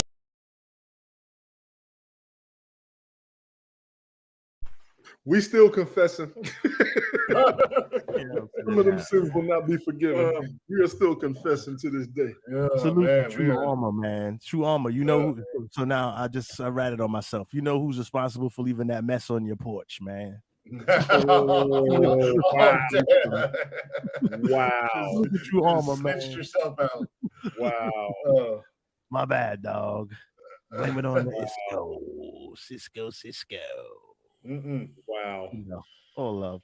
No, it was like I said, it was funny because did not a one of us ever learn our lesson when it came to drinking that shit, because Friday night we'd all get fucking wrecked, and most of it. I won't say I never got sick, because there were not several, but there was a few times I got sick from Mad Dog.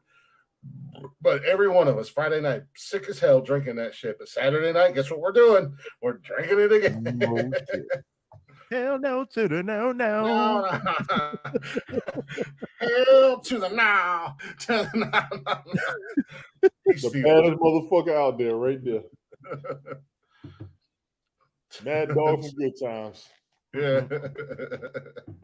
He should have got money from that. He should have got like some kind of like a commercial or a sponsor deal. Yeah, right. What was it? What was it? What was it? Old boy used to do commercials for. What the hell was it? The old boy from Star Wars. What was that? Colt 45. You about the Colt 45. Billy D. Williams. Lando. Billy D. Williams. Yeah, Lando. I can't want to say 45. Motherfucker. In the city, that motherfucker was just cool enough and smooth enough to make you want to drink that shit until you bought it and took a drink out of it. And it was just like, oh, why am I? All the women wanted him. Well, you know what? In the hood, actually, in the urban community, look at Mr. B. Mr. B, shout out to the Colt 45. But in the big cities, in the black communities, man, we had the old English 800. Like Run DMC made the 40-ounce popular. It's like I'm from Queens. Yeah, Run DMC made the 40-ounce of Old English 800 popular. So that was the thing when we was in high school, man. Get the 40-ounce, bro. Mm-hmm. Yes. Well, you know, when 40-ounce of beer. When I was a lot of goddamn beer.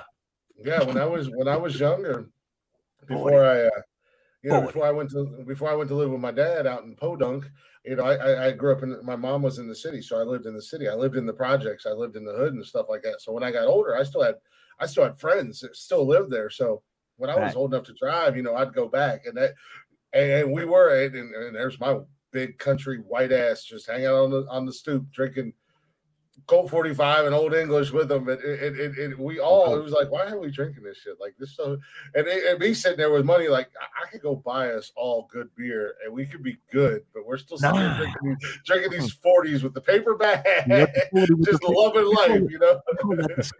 Like if you actually take the paper bag and you put it sideways, right, and there's a lot of extra paper bag left, you actually wrap it up like a Christmas.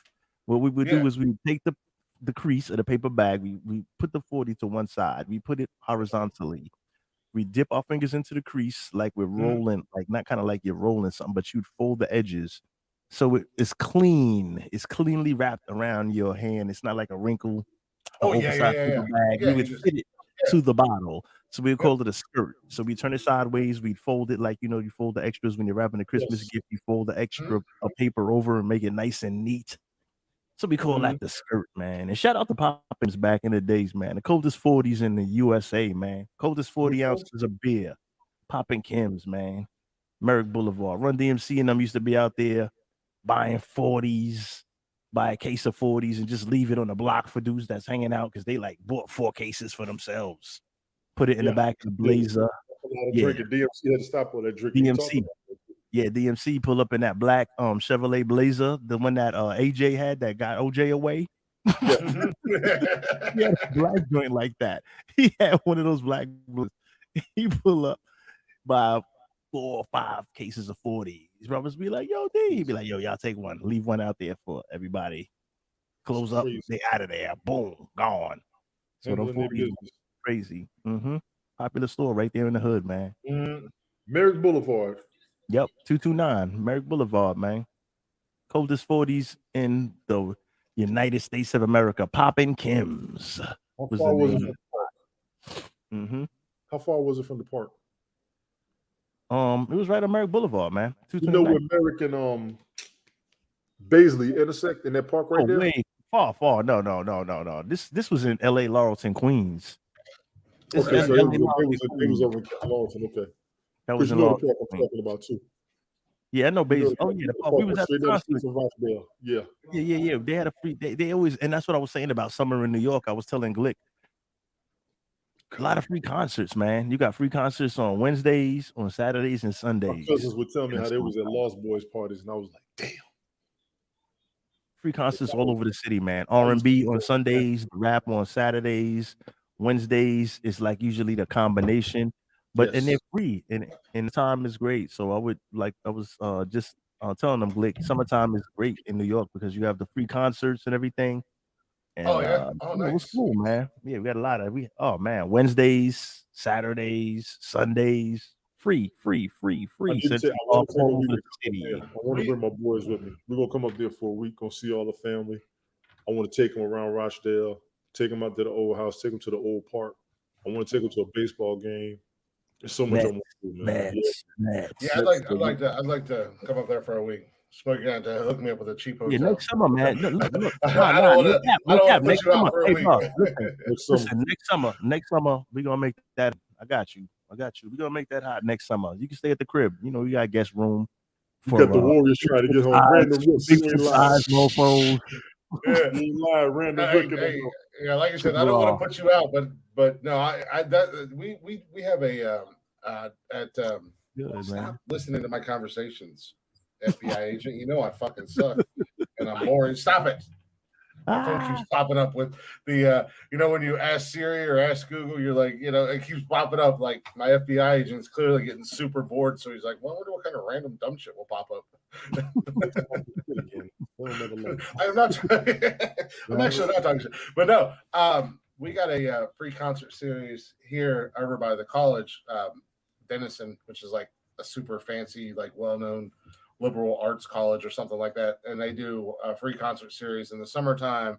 And then there's a park out by where I grew up at, and they surprisingly get some decent bands, a lot of local bands, but every once in a while they'll pull some random ass old band out of nowhere, and they'll come and do a show. But I love those. When I lived down in Charleston, the first and third Saturday of every month in the summer, I think it was, they did reggae nights at the big Charleston County parks. And I mean, it was so much reggae. I gotta admit, I can only do so much reggae because I love it. You know what? You got to be. Yeah, well, I don't that Bob Marley, that slow style reggae, not that crazy dance. Real reggae. Well, that's what it was. That's what it was. Old school style reggae. Actually, they actually had Bob Marley's son there one time when we went. Damian Marley. Which one?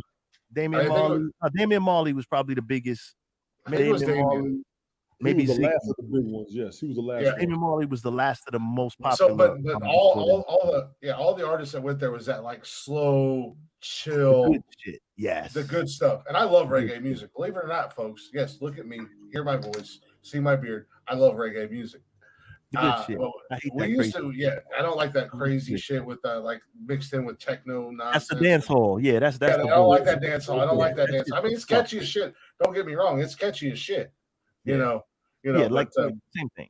Yeah, but I don't want to go see a concert. I don't want to go see it in concert. I like that chill vibe. Everybody's having, everybody's happy. Everybody they did that every summer. Yeah, every summer in Charleston, and then they had like food truck. It was at one of the big parks, so they would have food trucks all over the place. Beef patties all over the place. Yeah, you could get beer. Like a mofo. Yeah, you can get beer. You can get wine. Of course, everybody was smoking because you smelled that shit. From the main road before you even got back to the parking lot, you could smell it. So everybody was smoking, But I loved it. That was one of my favorite things to do in the summertime in Charleston was to go to reggae nights, and I absolutely had a ball with it. Some jerk chicken, Jerk chicken, yeah. I went to Jamaica. I will go. I will go see Crazy Town. Don't judge me. We was at Ocho Rios, and I got on a cruise. Jerk chicken for real. I was like, okay, I need to one more. I got one more cruise in my life. One more, and I'm good.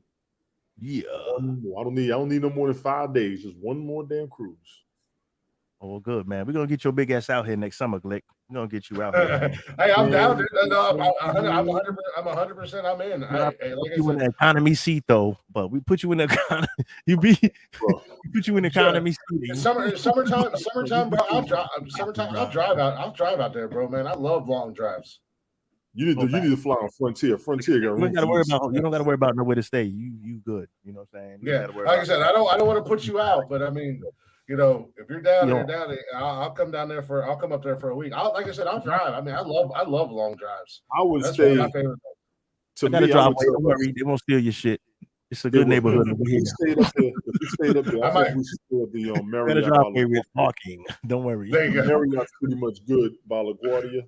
For us, if we were to have a meetup, and that hotel's pretty much right there by the airport, and we ain't that far from Citi Field. Shit, Tony, drive up to Ohio. Me and you will drive to New York from here. What the fuck I would drive to Ohio and drive to New York? The fuck I look like? I'll drive. You just drive to Ohio. I'll drive to New York. I can't see my car with you listening to that crazy fucking music like I do. I'm gonna have Tony. And we can try to around that time.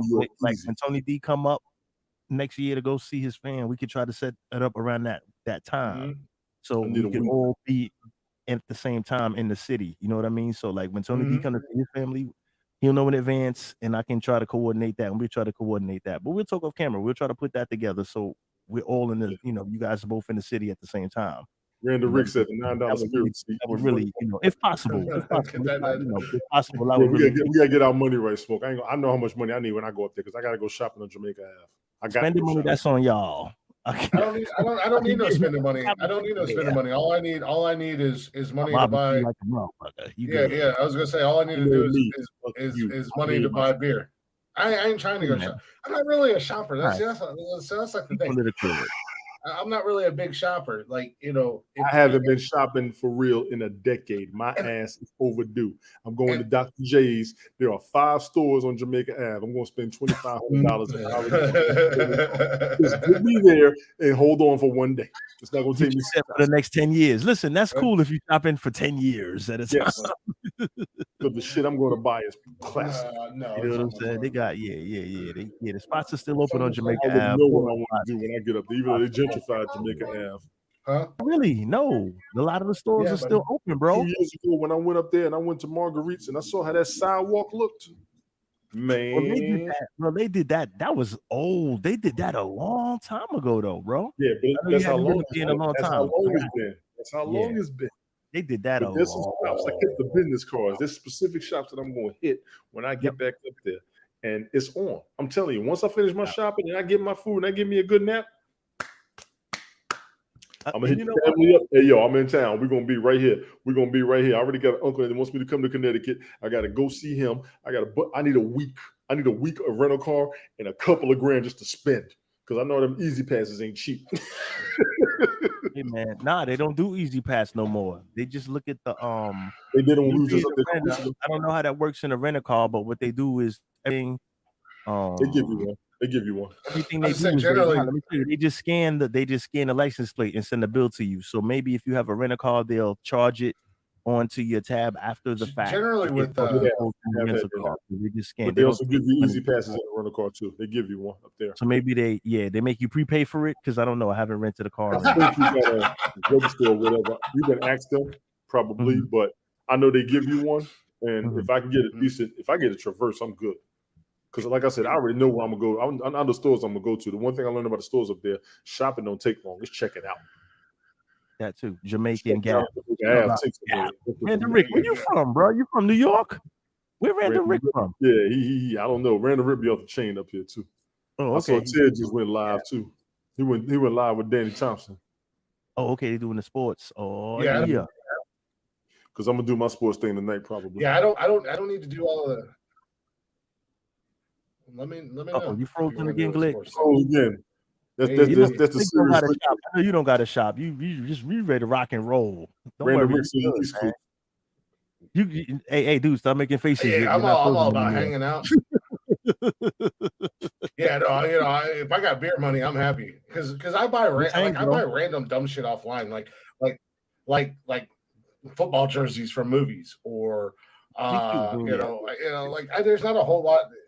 There's not a whole lot in life that I want or need. I usually spend my money on my kids or my loved, people that I care about. Absolutely. About once every 5 to 10 years, you need to spend. Yeah. You need to buy yourself some clothes. I need dress shoes because I'm still wearing Sean Johnny Elites. Yeah, like you said, if you haven't been really shopping in 10 years and you've been holding down your family and putting your boys through college, your boy through, you're doing things. Yeah. If you haven't been major shopping in 10 years, treat yourself, bro. I just hit the ab, man. I bring you to the spots. You already know. I just bought a new pair of tennis shoes. This is the first pair of tennis shoes or sneakers, whatever you want to call them, wherever you're from. Yeah. It's the first pair of shoes that I bought in like 12 years. I had to finally retire my Nike. I had 2 pair of Nike, like running shoes. I can't remember what the hell they were. Nike something or another. And I loved them. I finally just retired them, and I bought a new pair of tennis shoes a couple weeks ago. Mainly, I only bought them for when I go to the gym. Yeah, but that's it. Perfect. Plus, I can throw them on. Give me 1 second. Plus, I can throw them on. Like if I'm just running out real quick, and like right after I bought them, I went to pick up my kids for visitations and stuff like that. And I got over to the house, and they're like, "What the fuck is wrong with you?" And I said, "What do you mean? What's wrong with me?" They're like, "You're wearing tennis shoes." Yeah, I don't know who this is. I just got the number. I didn't get it. Tony, block your mic, bro. Mute your mic, man. There we go. He had it muted. I don't know why. But they're like, "You're wearing tennis shoes." I was like, it was what was it, Labor Day weekend? It was that Labor Day Monday. So I went to the gym, and then when I got done with the gym, I went to go pick them up. I was like, I just left the gym. So, they're like, "Oh, we've never seen you in anything but your boots or flip-flops." and that's cool though, because you know what's crazy though, and it's not a racial thing, but like for example, like it's more like a demographic thing. Yeah. Right? Well, for example, like a lot of times I dress down, like very down, especially in the summertime. Basketball shorts, jeans everywhere. And I don't even wear jeans. At the time, I don't even put jeans on, except if I'm getting on the bike to take a ride. If I'm on the bike, I'm gonna take a ride, then I put jeans on for the most part. But in the summertime, I usually just have on regular basketball shorts and some flip flops and a t-shirt. Yeah, for the most part, we dress down. But like most New Yorkers in the big city, I'm sorry, real quick, we like a little bit of little style. We got a little style in the inner city, but like in the country, I noticed a lot of. And I'm gonna say you're a country boy, but like even I have. I'm a country boy. It's okay. Some people, some family, a distant family, or cousins, but it's still cousins that are like thinking, and they on that too. Like, man, listen. Tennis shoes and all that. Man, fuck all that, man. I work. You know what I'm saying? I work. And I'm not really. I'm a grown man. I'm working and I'm providing for my family. And I'm not really a stylish dude. I go out once in a while. I can put on a clean pair of. I got a couple of clean outfits that I can put on to go out with my lady. I'm fine. Yeah. I don't need to be nicely dressed every day. Yeah, and I'm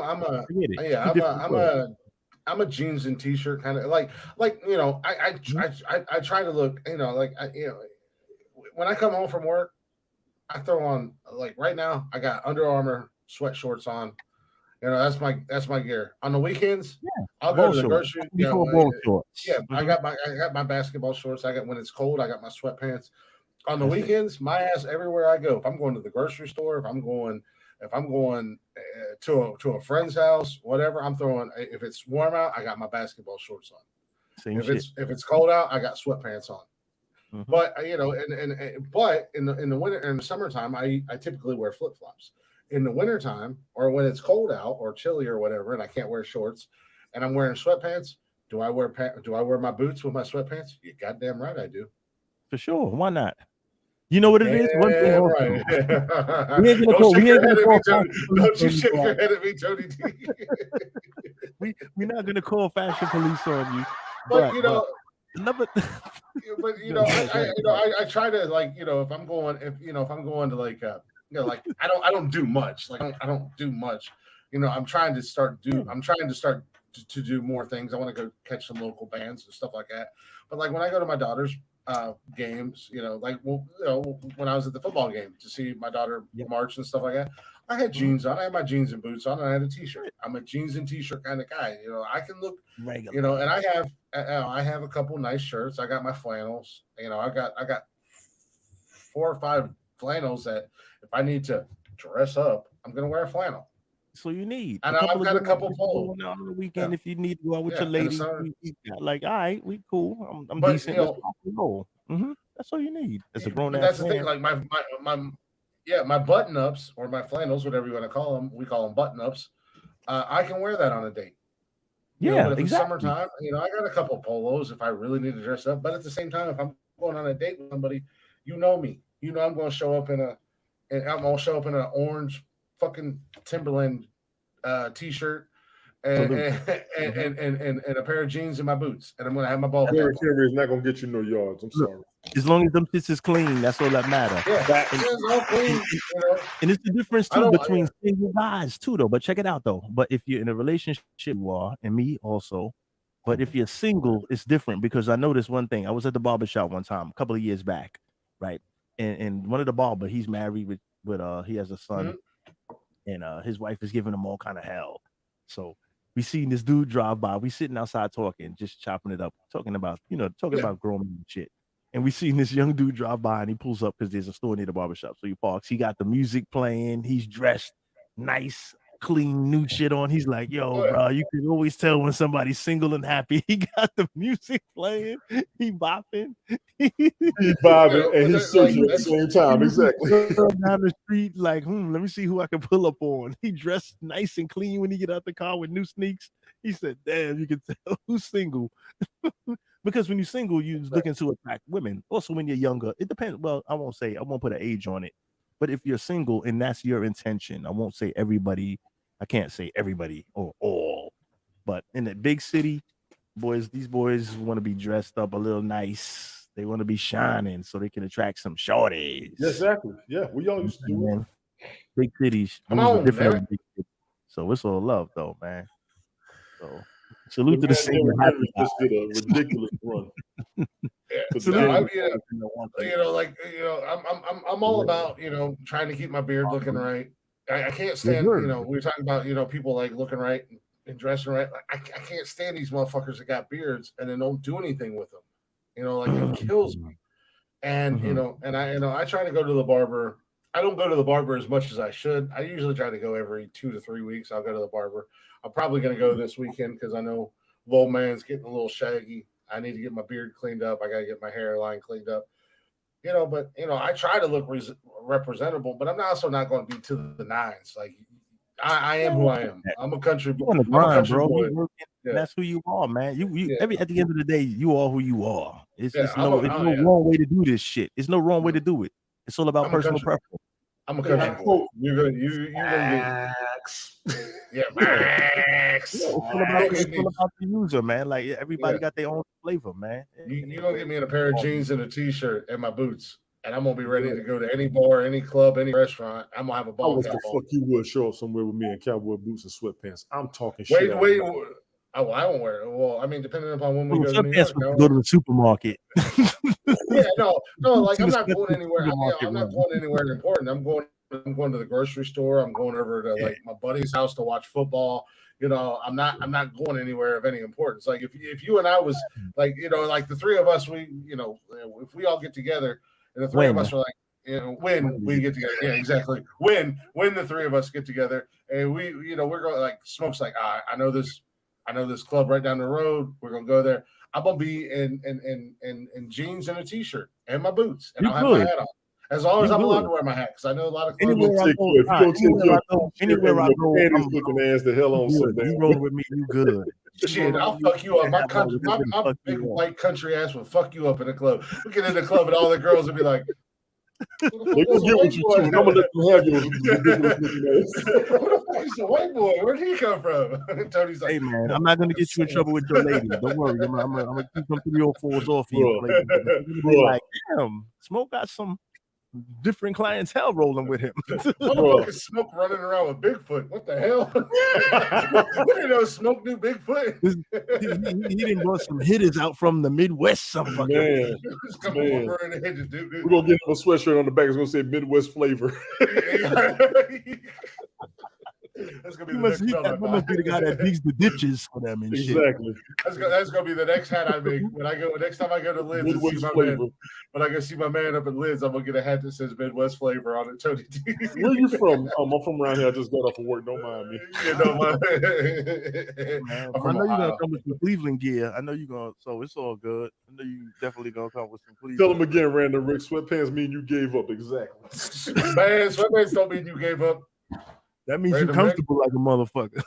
Hey, Random Rick, jump on TikTok and you go see the girls, the women on TikTok are about to be losing their minds right now because we're rolling into gray sweatpants season. And if you know, you know. And if meanwhile, you don't know, now you know. Meanwhile, my ass is like, I've been doing this shit for like 20 years. I didn't even know it was a thing. Them damn women on TikTok are killing me, boy. They up there dying hard to be somebody's sugar mom. I'm like, what is going on with y'all? Yo, listen, fellas. If you guys have a minute, we'll speak after the camera. I mean, off stage. Sure. If you guys have a little minute later on after this stream, I didn't do a show last night, so I have a special. I won't say a special, but I was thinking about doing a Monday night smoke tonight. Okay. Just for the record, we'll talk after. We'll talk behind stage, but I'm down. yeah, because when you mentioned that, Tony D. the show that was going to happen yesterday, because I actually had a barbecue yesterday. I was wondering because I waited before I did anything, but you good. Yeah, but you had a thing yesterday, so I didn't do a show, but I had a show lined up. And I'd like to get it off, and it was something along those lines that you mentioned. So please continue about the TikTok and the ladies and all of that. Something along that line. It's a topic we can all talk about. Look, you already thinking like I'm thinking. Oh shit! It's a half-hour show, fellas. A half-hour show. We're gonna knock it down. Don't worry. Half-hour show ain't a problem. You already know. Yeah, you already know. Like Tony said, you already know. And I've been itching to get on Sunday Night Smoke. I just haven't got to get on there yet, man. But it sounds like it's already in the works. It sounds like it's already in the works. Yeah, but now it's not just it's TikTok in general as a whole. It's not just the ladies on TikTok. The dudes are just as bad. The only difference between the women and the men on TikTok is we've known for centuries that men are pigs. We're just now finding out, thanks to TikTok, that women are just as bad, if not worse. If you don't appreciate that, I'm sorry, Smoke. Can you drop a bomb for that shit right there? God, worse. Hold on. Just continue. Hang on. I'm trying to because don't roll up on if you're a man, do not roll up on TikTok and let it be known that you are single, because if they know you are single, boy. And I'm not one to make the quote unquote thirst trap videos. I've probably done 3 in the 3 years that I've been on TikTok. I've probably done 3 thirst trap videos. Man, I'm like, y'all are ladies, y'all are on a whole nother level. They don't real. They want to be like the men. They don't want they call it empowerment. They're empowered. I love it. I love the power. I'm not disrespecting the ladies. Yeah, no shade. But it is true that there are more women than men on the planet. I understand that. But the sugar mama messages I'm getting, I'm like, nah, this ain't for real. This ain't happening. This ain't true. It's real. Oh, it's real. Oh yeah. As Kurt Angle would say. Oh, it's true. That's what you know what I'm getting at. Yes. Oh yeah. Like, shit. Oh, for sure. Sugar, when you go live, sugar, honey. Because I go live up there with Daniel a lot, and me and him will trip out. I see you, JoJo. Hanging them bags, JoJo. You ain't wrong. It's something serious up there, but you ladies, I just hung them up to dry. Ladies, do me a favor. Y'all be careful with half the jokers y'all looking for up there, because half of them ain't what you really want. I don't give a damn how lonely you fucking feel. Don't fall subject to some of these slack jobs. Hey man, that's out there. I'm just saying, beware. Yes. You know what I'm saying? Let the vibe be careful out there, man. Matter of fact, while we at it, y'all need to stand by for the Sunday Night Smoke podcast episode after this one. Damn it. Well, I've learned 2 things about TikTok as far as men and women go. You have women who will get on there and do every 95% of their videos are them half naked, and then get mad because guys comment. And then you get the other half, which are then you get on the men's side, you get this weird combination of fake country boys who have a mullet and wear pit vipers, and then these muscled up fucking idiots with a beard who think that they can just take their shirt off and shake their beard or do this to their beard, and they think that they're the sexiest thing on the planet. When between the 2 of them, as far as men go, and brains and being a competent human being, you combine the 2 types of men that are on TikTok. Majority of the men that are on TikTok, and they're still dumber than a box of rocks and have nothing to offer the world. And same thing with some of the women up there as well. I mean, I've literally seen some of these muscled up meatheads that the only thing they have as far as content is them being shirtless and just doing this with their beard. They just shake their head so their beard shakes, and it's just like that's the male thirst trap, though. Just like the ladies have the female thirst trap. Yeah, I know, and it's funny, and it's funny to me because it's like there's guys like me that can just go on there and do something as simple and subtle and mean nothing by it, and then it's like people are losing their fucking minds. I'll do like words of wisdom, which I've kind of gotten behind. I've got some in the drafts, but you are the content, my friend. Go ahead and look at my views compared to your views, Tony D, and see who sucks. Well, the only thing sucking is you when there's a room full of machi cheese. What up? Hey, pass the popcorn, bro. It sucks. You can try it. I don't know what's going to happen, but you can try it. Put it in there for it's gonna burn. It's already been cooked. It's gonna burn. No, they're like the unpopped kernels. I don't know. Try it. I'm gonna put it in. Okay. Oh, the leftover kernels? Yeah, put it in there for it. Put it on 30 seconds a clip. This is what you do. 30 seconds Do at a it time. for 2 minutes and just listen. Look, you tell them, 30 take seconds, the 30 leftover seconds at a kernel, time, put just them to in make a sure it thing of doesn't water, burn. spit over there. It's like if it was the butter. Tony D, wait, hold on, Tony, hold on. If it got the little butter in the bag, Yeah. But I would just push 2. Yeah. But can I use one of those cups, like what it looks like? I would do 30 at a time because Sure. that butter has to burn. I don't know. He's gonna put it in a cup and push 2 minutes, and what happens happens. No, leave it in At the this bag. point. No, I'm leaving it in the bag. No, leave it. Come on, whatever. You'll be all right. Yeah. I'm like this. Just open the windows because it's gonna start smoking. My favorite thing. Don't catch my house on fire. That's all. Nah, man. It's just gonna smoke. That's all. No. TikTok is a trip to me because, like, so many people use TikTok and hopefully we're not piggybacking on what you were going to do on Sunday Night Smoke. No, it don't matter. Go ahead. No, we can continue the conversation. Yeah, go ahead. Let's rock. Random Rick called me a beard snob. A beard snob. Listen, this guy has beard etiquette, man. He got a represent for the beard game. Look, I'm you know what? On a side note, there was a young man last year that made a TikTok video, and he's an Australian cat, and he's a young guy, and he's got this little sandpaper patchy ass beard, and he was being funny, and he was being funny, and he was like real close on the camera, and he's got his Australian accent. He's like, "Me shave my beard? Why would I shave my beard? I have the greatest beard on the planet, blah blah blah. There's no other beards that can come close to my beard." And like all these guys, like all these bearded bros is what I call them, because that's literally the only thing they have going for them in life is the fact that they have a beard and they pretend to be country. They were like all making these duets and stitches, and they were just trashing this kid. So I did a stitch with it. Beaming? Oh no. Yeah.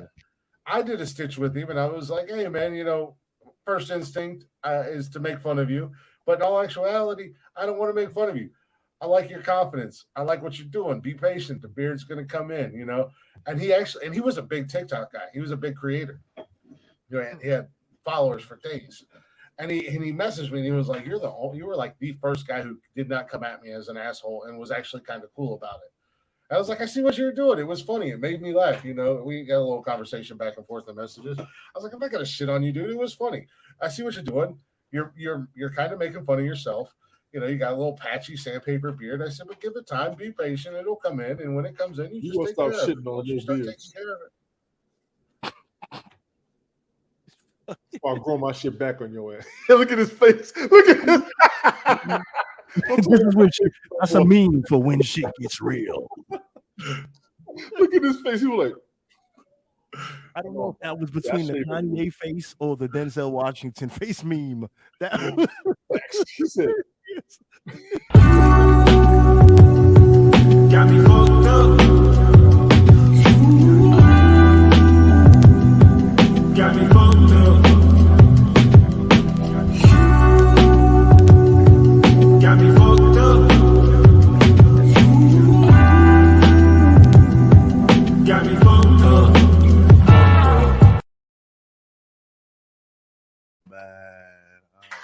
I wish you would grow your beard out, Tony D, because the last time I asked Tony D for pictures when he had a beard. This motherfucker barely had a goddamn chin strap. Yes. Chin strap goatee, that's it. Chin strap goatee. I was like, that is not a beard, bro. Appreciate it, Random Rick. Yeah, I've been trying to tell his ass. he said that sound clip is really loud. Heads up. Yeah, it is really loud. It's kind of hot. I can't change the sound on it. It's hot. It comes in hot. Lower the master volume a little bit, but it depends on how much he gets you fucked up. So yeah, not only it had to be loud on that because not only did Tony D so let me grow my beard back, but then he did this. Like he had something to say.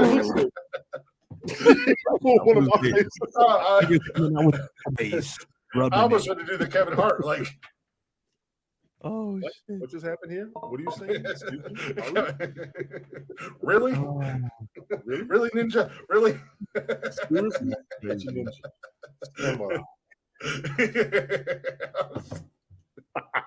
I wish you would grow a beard. I am serious. Hey, you know what? Honestly, I really can't for my job. We're not supposed to have one. Mm-hmm.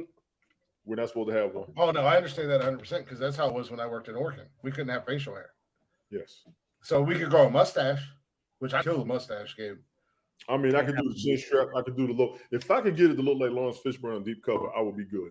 That's the beard I can't get. I'm just glad you can't grow a beard because I ain't gonna lie to you because it's like I don't want to like pat myself on the back or brag or anything like that. I think I got a pretty good beard or anything like that.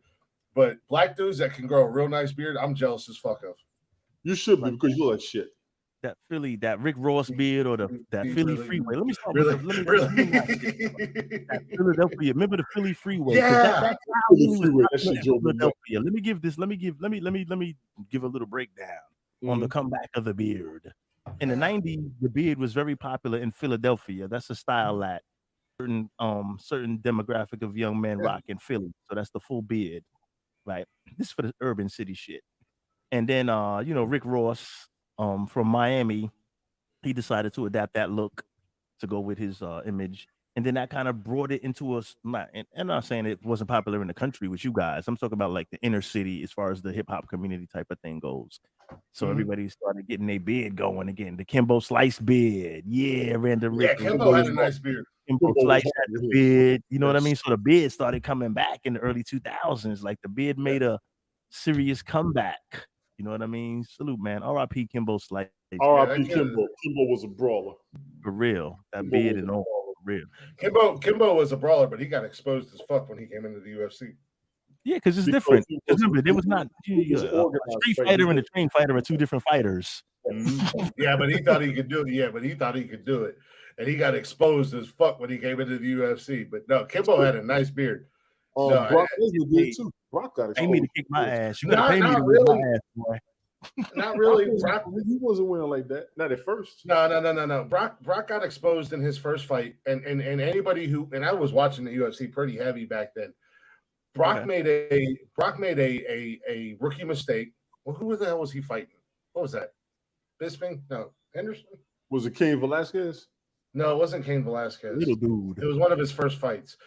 Where's JoJo at when you need him? Because I know JoJo knows that shit. Mm-hmm. He was on his way home too. He may have checked out. He made a he made was a rookie. Rick, and I will say I like Brock's pedigree. Brock, Kurt but Angle, he made one of his. They are true wrestlers. I give them that entirely. Oh, yeah. I give them that entirely, and they got respect. That other ish though. Yes, that other fighting ish. Yes, but no, in one of his first fights that he lost, Brock made an amateur mistake. He stepped wrong, and I can't remember the guy he was fighting, but he got a hold of him and locked him into a submission. Frank Mir. Thank you. There he is. There is JoJo. Look to JoJo. Still in the building, damn. I knew he was still floating around here. Thank you, JoJo. Let him know. He's like the walking. And he got locked into a submission. But you see what happened when Brock and Frank Mir fought the second time. And then when Brock had that, what was that called? That intestinal disease or that intestinal problem, and he came back and he fought Alistair Overeem. Brock looked like he was 100%. He was ready to go, but Overeem hit him with a body kick, and as soon as that kick hit him and it landed, you could tell that Brock was not 100%. You could see the look on his face, and I think Overeem got him again in the body, and they called the match. But Brock came into the UFC and he was a solid cat, man. But it wasn't no CM Punk who came into the mixed martial arts and Just got his dick knocked into the ground. So CM was, remember, because CM was. I knew what it was called. I just can't say the word, Mr. B. That's why I need you, JoJo. I need you in the background just so I can tag you in for the big words, JoJo. Only Mr. B can pronounce that word. I'm like, nah, just throw that shit in, man. It's like diverticularitis or something. Throw that shit on the screen and let the viewers figure it out. I'm like, whatever, dude. Yeah, whatever. Here's what it's called. You guys can sound that shit. We all sound like a bunch of fucking idiots trying to sound it out. Words are hard. Diverticulitis. Yeah, words are hard. Goddamn it. That sounded good. That how you just kicked it. That sounded good right there. Diverticulitis. Yes, I know people that have that. I heard about that with Brock. He did have some type of internal disorder going on, not necessarily injury, but a disorder. Brock has injuries he is fighting. This is true. Okay, so that's when he thinks. So he came back. He did the comeback and thing. Okay. Oh shit, CM Punk is trash. Triple R. CM Punk wasn't. I think was like he never started like fighting UFC. He started the whole thing with the wrestling. So once you wrestling all that time, you're used to a certain flow. And then you try to do a quick little 6-month training and jump in there with the big boys that have been doing that as long as you've been wrestling. It's different animals, man. It's two different animals, man. Yes. You can't just train 6 months and jump into some UFC action or some MMA action. You're wilding. And we can see what happened. But hey, man, he still passed the check, man. In order to kick my ass, you gotta pay me. Hey. That's what I say. Pay me to kick my ass, bro. See, there's one thing CM Punk is all about. CM Punk is all about that money. That's By it, man. now, he was a ECW legend, and that's what it is. Just for ratings. Yeah. Gentlemen, we had a 2-hour mark. Wrestling too. I don't know. It's all good, we got man. Football, we got wrestling. We got a lot going on tonight. Glick, I don't know if you want to call it or not. I know I got stuff I gotta. And we need to get ready for Smoke Show. I don't know how much Smoke's got to take. I'll do. You know, I need 30 good minutes before you do it. Yeah, don't worry. Don't worry. We'll. You know. I need 30 good minutes. Derrick Henry ready. We can do a 9. Don't spoil it. Derrick Henry night, man. He's gonna go 8-ish on them boys just so I can get that win over Mr. B. Hey, Mr. B, much love, but tonight I need you to take that L. I don't got your back tonight. Well, not until after the Titans game. It is what it is. It's back regular. Not till after the game tonight. This is a real strong sports night for all the fellas. We got 2 football games and wrestling. I don't know what you're doing or what you're complaining about, but your TV needs to be on. You need to be paying the motherfucking attention. Right now, the almighty Bobby Lashley has walked in. It was like he's going to go face Seth Rollins. Wrestling, no. This is a great damn episode. I'm not going to lie. Monday Night Sport Podcast, exactly. Everybody stand by for the Sunday Night Sport Podcast on the Monday night edition of it, damn it, with a bunch of reckless motherfuckers that's going to talk some shit to cover a topic. You probably want to talk, but we're going to give our opinion. Because that's what the fuck we do up in here. I got a good one on deck too, man. So I'm looking at like 8:40. So, you guys want to grab something to eat, take a powder a half hour or so. We'll talk backstage. Give me about 30 minutes. Give me about 30 minutes. I'll be ready. Everything is love. Everything is love. Yes. Mr. B, you want the W. Take that L, Mr. B. You're going to need a lot of help from Henry to get that dub. Just drop that link in the email, and I'll be there. Like I said, I've been wanting to get up on one of them for a hot minute now. But we are going to wrap this one up. This is Nonsensical Nonsense. We're going to wrap this up. Then we're going to get prepared for a little Sunday Night Smoke show on Monday. Yeah. Triple Monday R. Night Smoke. How's that? Have you guys had Triple R on the stream before? No, he does it on YouTube shows. I dropped in a couple of times. Said, what's up? Triple R, drop your ass up here. You get your ass up here since you one of his OGs. I would love to get Triple R. I would love to get Random Rick up in here. He's one of the OG Golf Hawk and Random Rick are OGs to Nonsensical Nonsense. They've been around since the Jump Street. And they still hang with us. They still run with us. I would love to come on screen just to say hello at some point, maybe on a Saturday night or something when we're because Saturday nights are kind of our free for all. Mondays is just whatever. Wednesdays we got to run a tight ship. But gentlemen, Saturdays are your presence has been requested. Your presence has been requested. Plain and simple. If you on IG, drop your IG link in the chat real quick. He is on YouTube too, so check him out. All of us getting our YouTube numbers up so we can get our people. We can start doing our shit. Because I got to work for a bunch of us in the future. I'm working my ideas as usual, so I'm always coming up with new stuff. So I want a bunch of y'all to be registered, subscribed, linked upon, and all that good shit for when I do what I want to do. Yeah. All that shit. Throw your info up there in the chat so we can see how to get at y'all. Go ahead, Glick. My bad. No, you're good, man. No, you're good. No, you're good. I was looking for plugs. We stay with the heavy plugs out here, man. Yeah, no, I'm all about it, man. Plug away. You know me. I mean, support is strong amongst us. That's what it is. The support that's what I said. Wednesdays we're gonna bump the deep dives at some point off of Wednesday nights. So I'm gonna turn Wednesday nights into interviews once I start getting in with these local bands and stuff like that, and making friends with them. You know, I already want to get Rumspringa and I want to get Blend on tap. I want to get them boys in here. So speaking of them, you guys go ahead and check out Blend on all social media at Blend614. They're a local band out of Columbus. Some young cats doing that rock and roll funk thing, and they're awesome. And don't forget to check out our boys Rumspringa _live on all social media and YouTube. The lead singer of Rumspringa, I told him when I seen him, and it was the first time I seen him, he is the new reincarnation of young David Lee Roth. Just he is motherfucker has too much energy, and he just puts it all on stage when he's up there. He's running around, he's dancing, he's singing, he's having a ball. So check those guys out. Young group, young bands coming up out of Columbus. You know, one day I hope to hear them on the radio. He's killing it on the charts. But they will be eventually coming up here soon. I might actually line that up here in the next couple of weeks for one of those guys to join us. But we do appreciate you. What's our heart? I'm gonna draft this show up. We do appreciate y'all listening. We appreciate y'all hanging out. Thank you, Tony, for coming in again. Thank you, Smoke, as always. You up here. I appreciate you for you wanting me around. You know what I'm saying? You know what? That's what I do, man. Just call me Pimp Daddy Glick. No. Get my money. Where's my money, bitch? Glick. No. Glick gonna have to choke a bitch. Is Glick gonna have to smack a bitch? Well, that's wrong. Who won't keep them?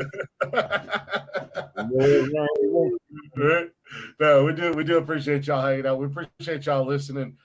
Make sure you tune in Wednesday night for a brand new episode. The boys will be back. Maybe Smoke will join us. Maybe Smoke won't join us. We'll see what happens.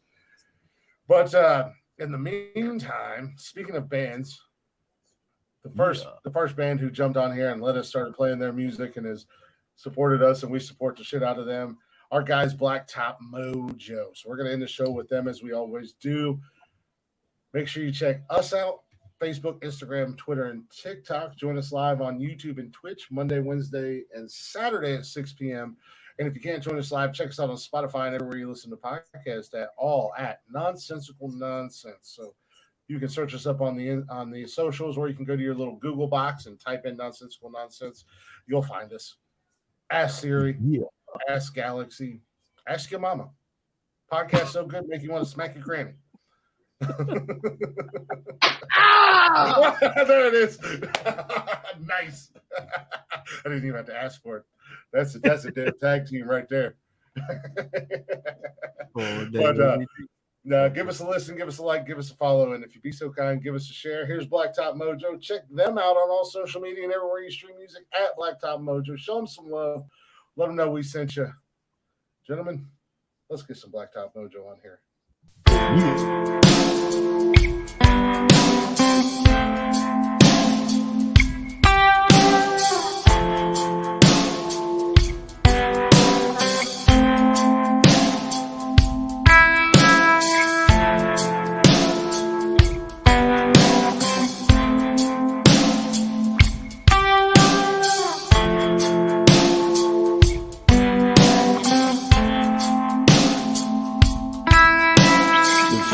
Time I saw you, you were chasing down a cyclone, all alone in the field.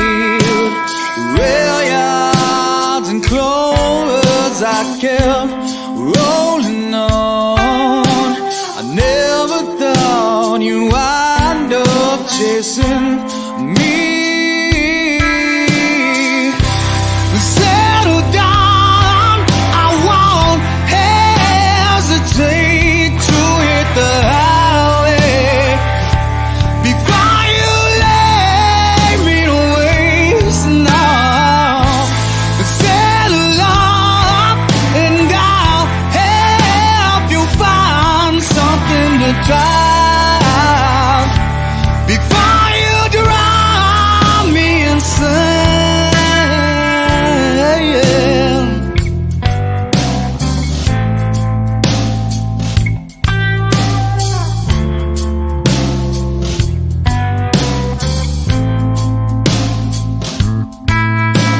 you're tired of walking, you load the ground. The sidewalk will barely touch your feet.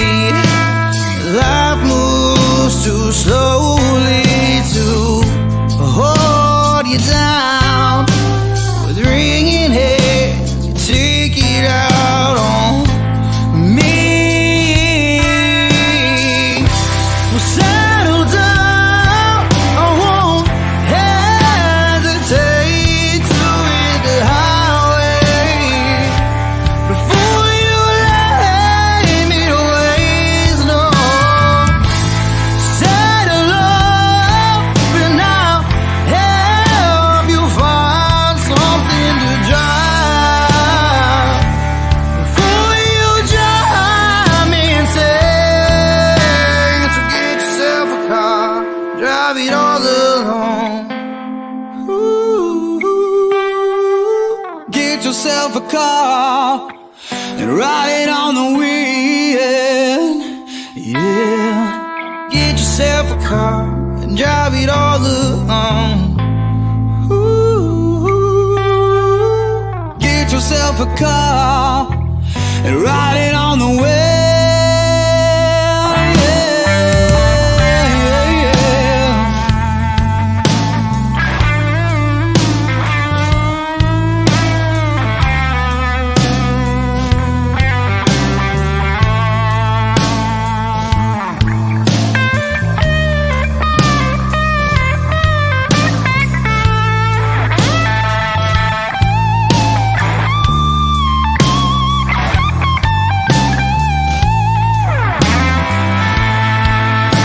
Settle down, I won't hesitate to hit the highway before you lay me to waste. No, settle up and I'll help you find something to try before you drive me insane. So get yourself a car and drive it all alone. Ooh, get yourself a car and ride it on the wind. Yeah, get yourself a car and drive it all alone. Ooh, get yourself a car, ride it on the wind. Yeah.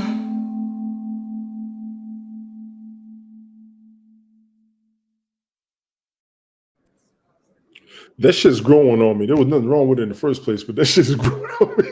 Yeah, no, that's a cover. Get That's a yourself a cover. car, damn it. Get yourself a Ride it on the car. wheel. Ooh. No, I It think it definitely was has just to be a little catchy. It's catchy. I was just kind of thinking that as well. Maybe after you hear it a couple of times, it actually no, sinks not in. STB. Sorry. If it's not your particular genre. Audio Slave. Which Good song.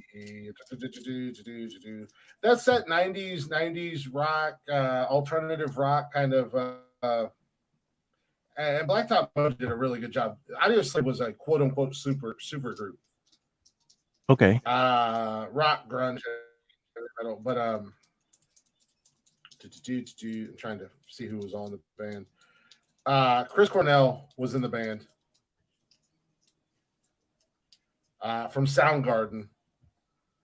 Rage Against the Machines, Tom Morello and Tim Comerfield were in it, and Brad Wilk.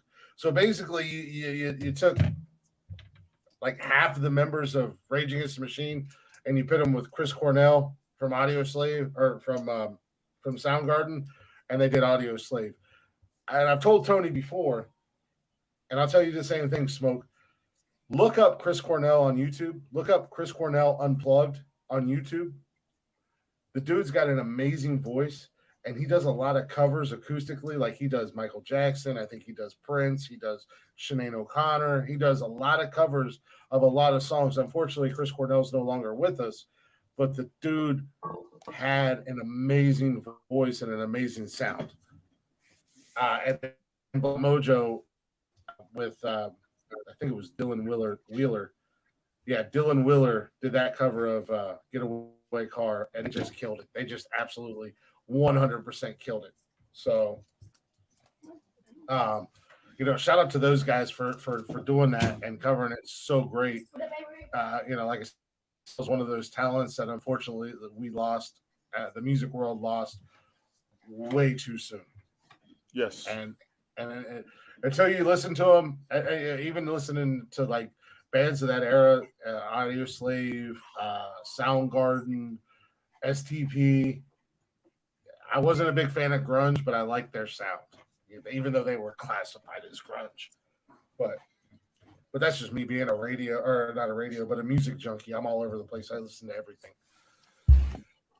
But we're supposed to be ending the show, and we're going on a whole nother tirade and a whole nother segment.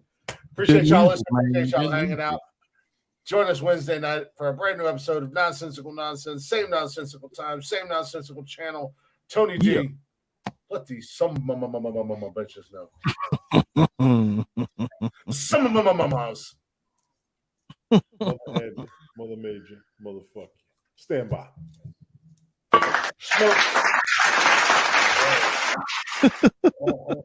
Smoke, go ahead and plug your show in your socials one more time, and then tell these some bitches a little something that they should know. My man. Sunday Night Smoke Podcast on Instagram. Sunday Night Smoke Podcast live every Sunday, 7 p.m. Eastern time on YouTube. Please like, share, subscribe. Put that in your pipe and smoke it. I don't know, my man said 7 o'clock Sundays, but if you're listening to this, go give him a subscribe on YouTube right now, because we're going to come back and we're going to do a Monday edition of the Sunday Night Smoke. So come hang out with us. We're not going anywhere. We're going to go somewhere, but we're not going anywhere. So go give him a subscribe. Come and hang out with us. And with that being said, be good or be good at it. Or be better than the worst. Goodbye, motherfuckers. Hit the button. Hit the button.